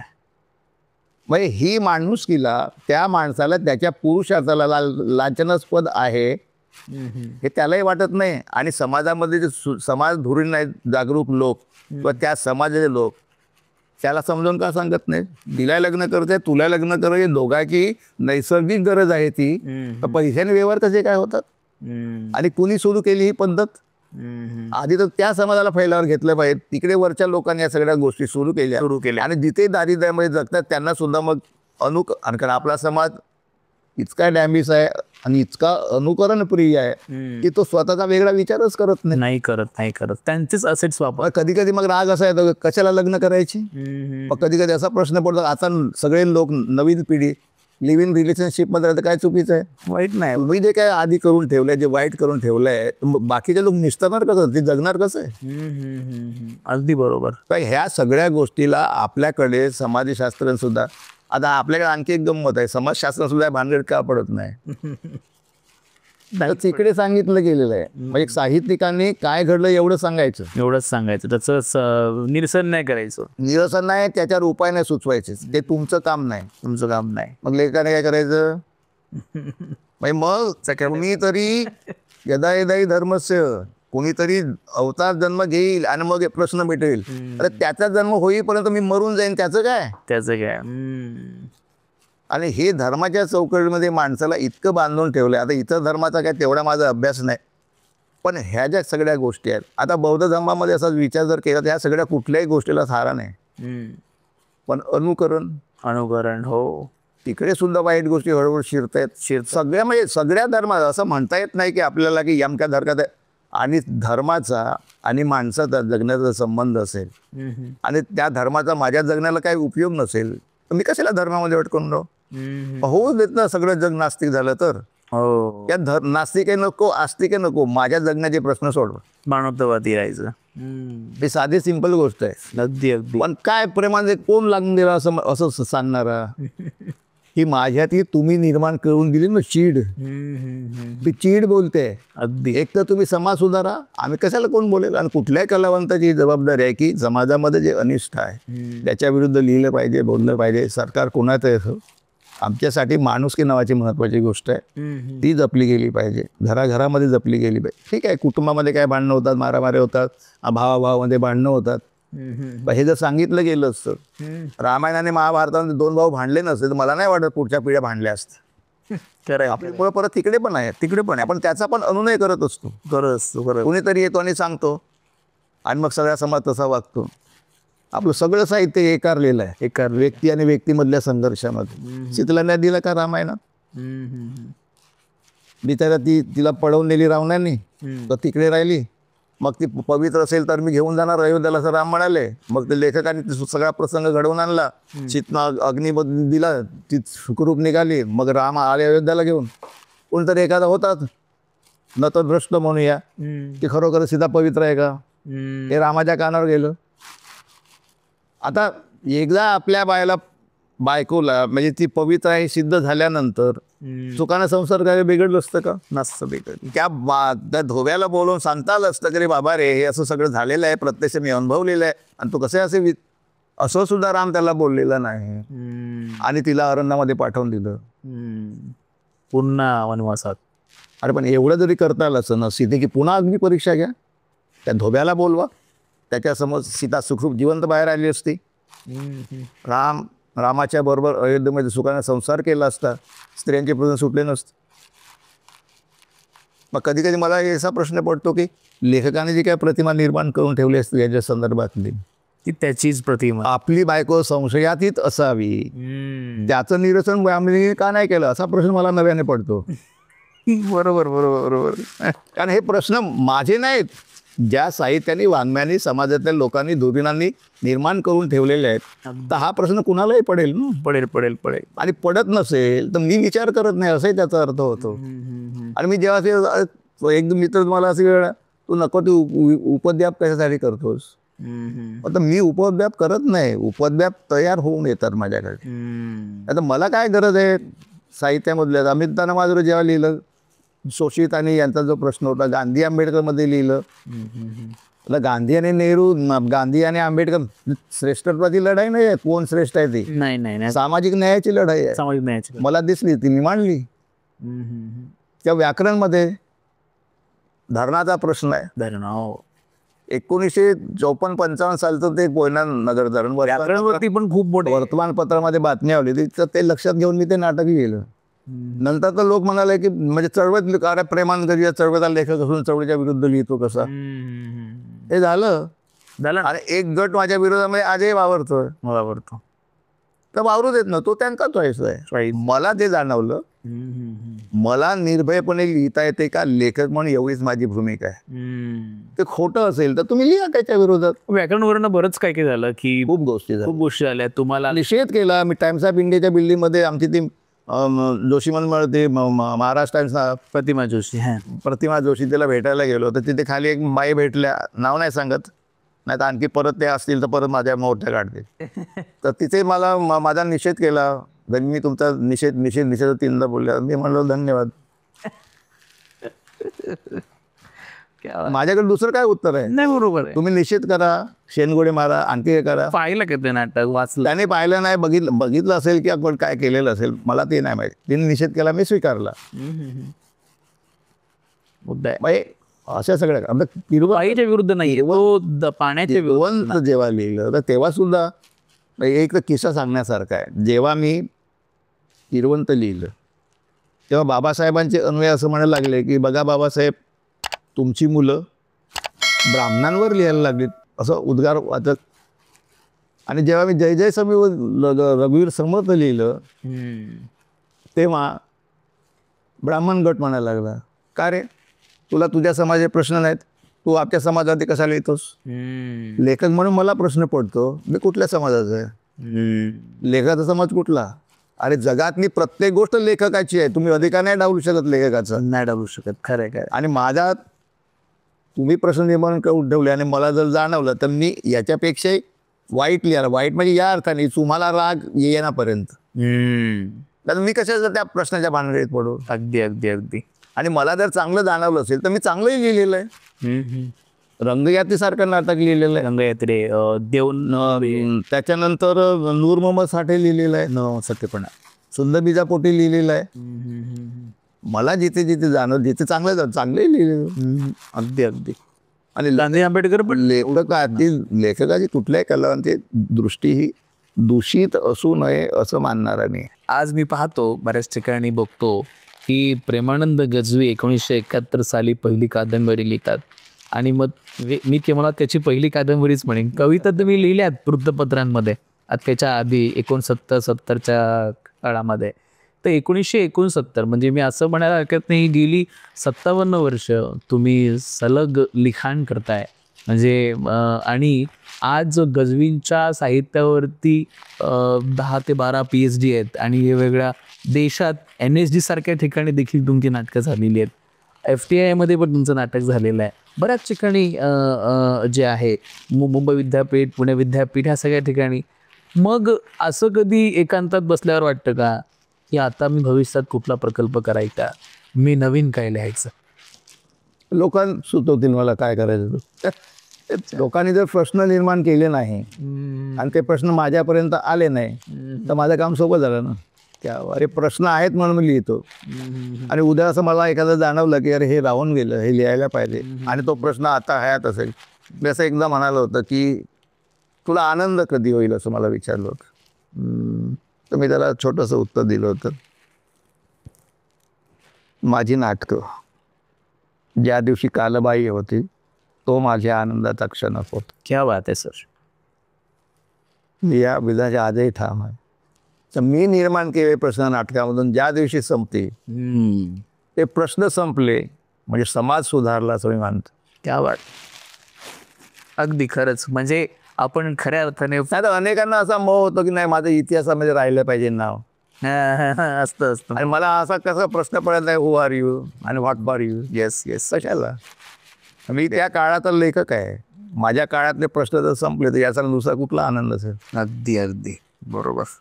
मग प्रेक्षकांना आमच्या तुम्ही आजच्या याच्यातून काय संदेश द्याल. प्रेक्षकांना मी काहीच सांगत नाही आणि कधीच सांगणार नाही. कारण प्रेक्षक लेखकाचं कधीच ऐकत नाही. त्याला त्याचं स्वतःचं एक विश्व असतं. त्यावेळी मुलं बाळ असतात, कुटुंब असतं, त्याचं दैनंदिन आनंद, त्याची सुख दुःख. अगदी जेव्हा त्याला कलेच्या बद्दल, तू आता कुठेही भारतामध्ये जा, किती लोकांच्या घरामध्ये लायब्ररी असते. तो काळ गेला. तो काळ कधीच संपला. आता मग मोबाईल आलेला आहे, मोबाईल ही त्यांची लायब्ररी तर काहीही बघते तिथे. आणि जगातली कुठलीही गोष्ट उद्या तर काय एक काळ असाही येईल की तुला ते मोबाईल वगैरे असं घेऊन तुला फक्त नुसतं तुझ्या मनात विचार आला ना अमक्याशी बोलायचं आहे तर इथेच काहीतरी होईल आणि तू असं मनातल्या त्याच्याशी संवाद साधशील. इतकी टेक्नॉलॉजीमध्ये फरक पडण्याची शक्यता आहे. आता आपण असं सेफ कर आवाज करणारा टेलिफोन फिरत आता काही लागते ते माझी बद नाही बरोबर. कालानुसार चालणं खूप बदललेलं आहे, खूप सारं बदललेलं आहे. मग आणि लोकांना कशाला सांगायचं. मला असं वाटतं की आता येणाऱ्या काळामध्ये आता ही नाट्यसृष्टी सिनेसृष्टी कुठेतरी कलुषित होते का असं तुमचं मत आहे? हे लोक कलुषित करतात. कलेचा हेतू काय, कला विशुद्धच असते. आता संगीताचं असेल, स्थापत्यकलेचं असेल तर त्यांचं स्वतःचं एक विश्व आहे. विश्व आहे. साहित्यिकाचं एक स्वतःचं विश्व आहे, पण साहित्यिकाची जबाबदारी त्यापेक्षा मोठी आहे. त्याला समाजातले प्रश्न मांडायचे असतात आणि समाजाचे प्रश्न का मांडायचे तर सगळं चांगलं निर्माण झालं पाहिजे, सुरूपता नष्ट झाली पाहिजे, याच्यासाठी सगळ्या गोष्टी असतात. येस. आणि कधी कधी मग भांडणाचे सूर काय. आता काही असे प्रतिगामी लोक जे कालबाई आहे ना ते पण उकरून काढतात इतिहासातलं. हा क्रांतीवीर आहे का, हा माफीवीर आहे का, आणखी काही आहे का, हा बरोबर आहे का, तो बरोबर आहे का. ही माणसांनी निर्माण केलेली प्रश्न आणि ते सुद्धा कळण्यासाठी तू श्रेष्ठ की मी श्रेष्ठ. मग एकदा आपण असं म्हणतो की माणूस श्रेष्ठ आहे, पण माणसामधल्या ज्या आतल्या आहेत ना एकमेकांनी कुरघोडी करण्याची आणि मग ते भांडण तंटे वगैरे सगळ्या गोष्टी. पण या गोष्टी तसंही काही साहित्यामध्ये तसं महत्त्व नसतं. आमच्या नाटकामध्ये पण मारामाऱ्या येतात ना, तर हे मानवी स्वभाव आहेत. त्या मानवी स्वभावांचं चित्रण म्हणून त्या येत असतात. प्रेक्षकांनी ठरवायचं असं भांडणं बरोबर आहे किंवा नाही. बरोबर आहे. तर कलेचं काम हे आहे. म्हणजे प्रेमानंद तजवी हे कुठल्याही जात धर्म पंथ यात अडकले नसून अगदी तुमच्या टोपीसारखंच तुम्ही धर्मनिरपेक्ष आहात. ही हिमाचल प्रदेशची टोपी आणि मी गेली 4-5 वर्ष ती वापरतो. त्याचे 2-3 फायदे आहेत. आता उन्हातून वगैरे जायचं असेल तर डोक्याला ऊन लागत नाही, हा सगळ्यात मोठा फायदा. आणि मी जरा पांढरी टोपी घातली तर काँग्रेसवाला होतो, मी भगवी टोपी घातली तर आणखी काय होतं, मी काळी टोपी घातला तर मी संघाचा माणूस होतो, निळी टोपी घातला तर जय भीमवाला होतो. कलेनं असं कुठे अडकायचं नसतं. त्याचं स्वातंत्र्य इथून पण जपता आलं पाहिजे, त्या लूपवरून पण जगता आलं पाहिजे. अगदी असं काही करता आलं नाही. असं काही जर झालं यासारखं म्हणजे खूप छान. प्रेमानंद गजवींना अपेक्षित असलेला धर्मनिरपेक्ष राष्ट्र निर्माण व्हावा. मी धर्म असा शब्द वापरत नाही, मी निरपेक्ष राष्ट्र निर्माण व्हावा. मोबाईलवरती पोस्ट टाकताना सुद्धा निरपेक्ष देशाचं काय होणार तर लोकांना लगेच कळतं भारतीय संविधानाबद्दल बोललं जात आहे म्हणून केलं आहे. धन्यवाद सर. हे होते भारताचे ज्येष्ठ नाटककार प्रेमानंद गजवी. आज गजवी सर 80कडे आहेत. अजून 20 वर्ष जगा आणि तुम्ही बोधिशतक लिहिणारा माणूस, संकलित करणारा माणूस. आम्ही गजवींना 100 वर्षात पदार्पण करून पाहू इच्छितो. जनमतच्या ह्या एपिसोड 4मध्ये भारताचे ज्येष्ठ नाटककार प्रेमानंद गजवी 99व्या अखिल भारतीय मराठी नाट्य संमेलनाचे अध्यक्ष म्हणून त्यांनी खूप मोठी कामगिरी केलेली आहे. सरांनी आम्हाला त्यांचा एक मूल्यवान वेळ दिला. सर आम्ही आपला आभारी आहे. धन्यवाद. तर मित्रांनो, हे होते भारताचे ज्येष्ठ नाटककार प्रेमानंद गजवी. सरांशी आपण ही विस्तृत चर्चा आज केली, ते आपण नक्की बघा.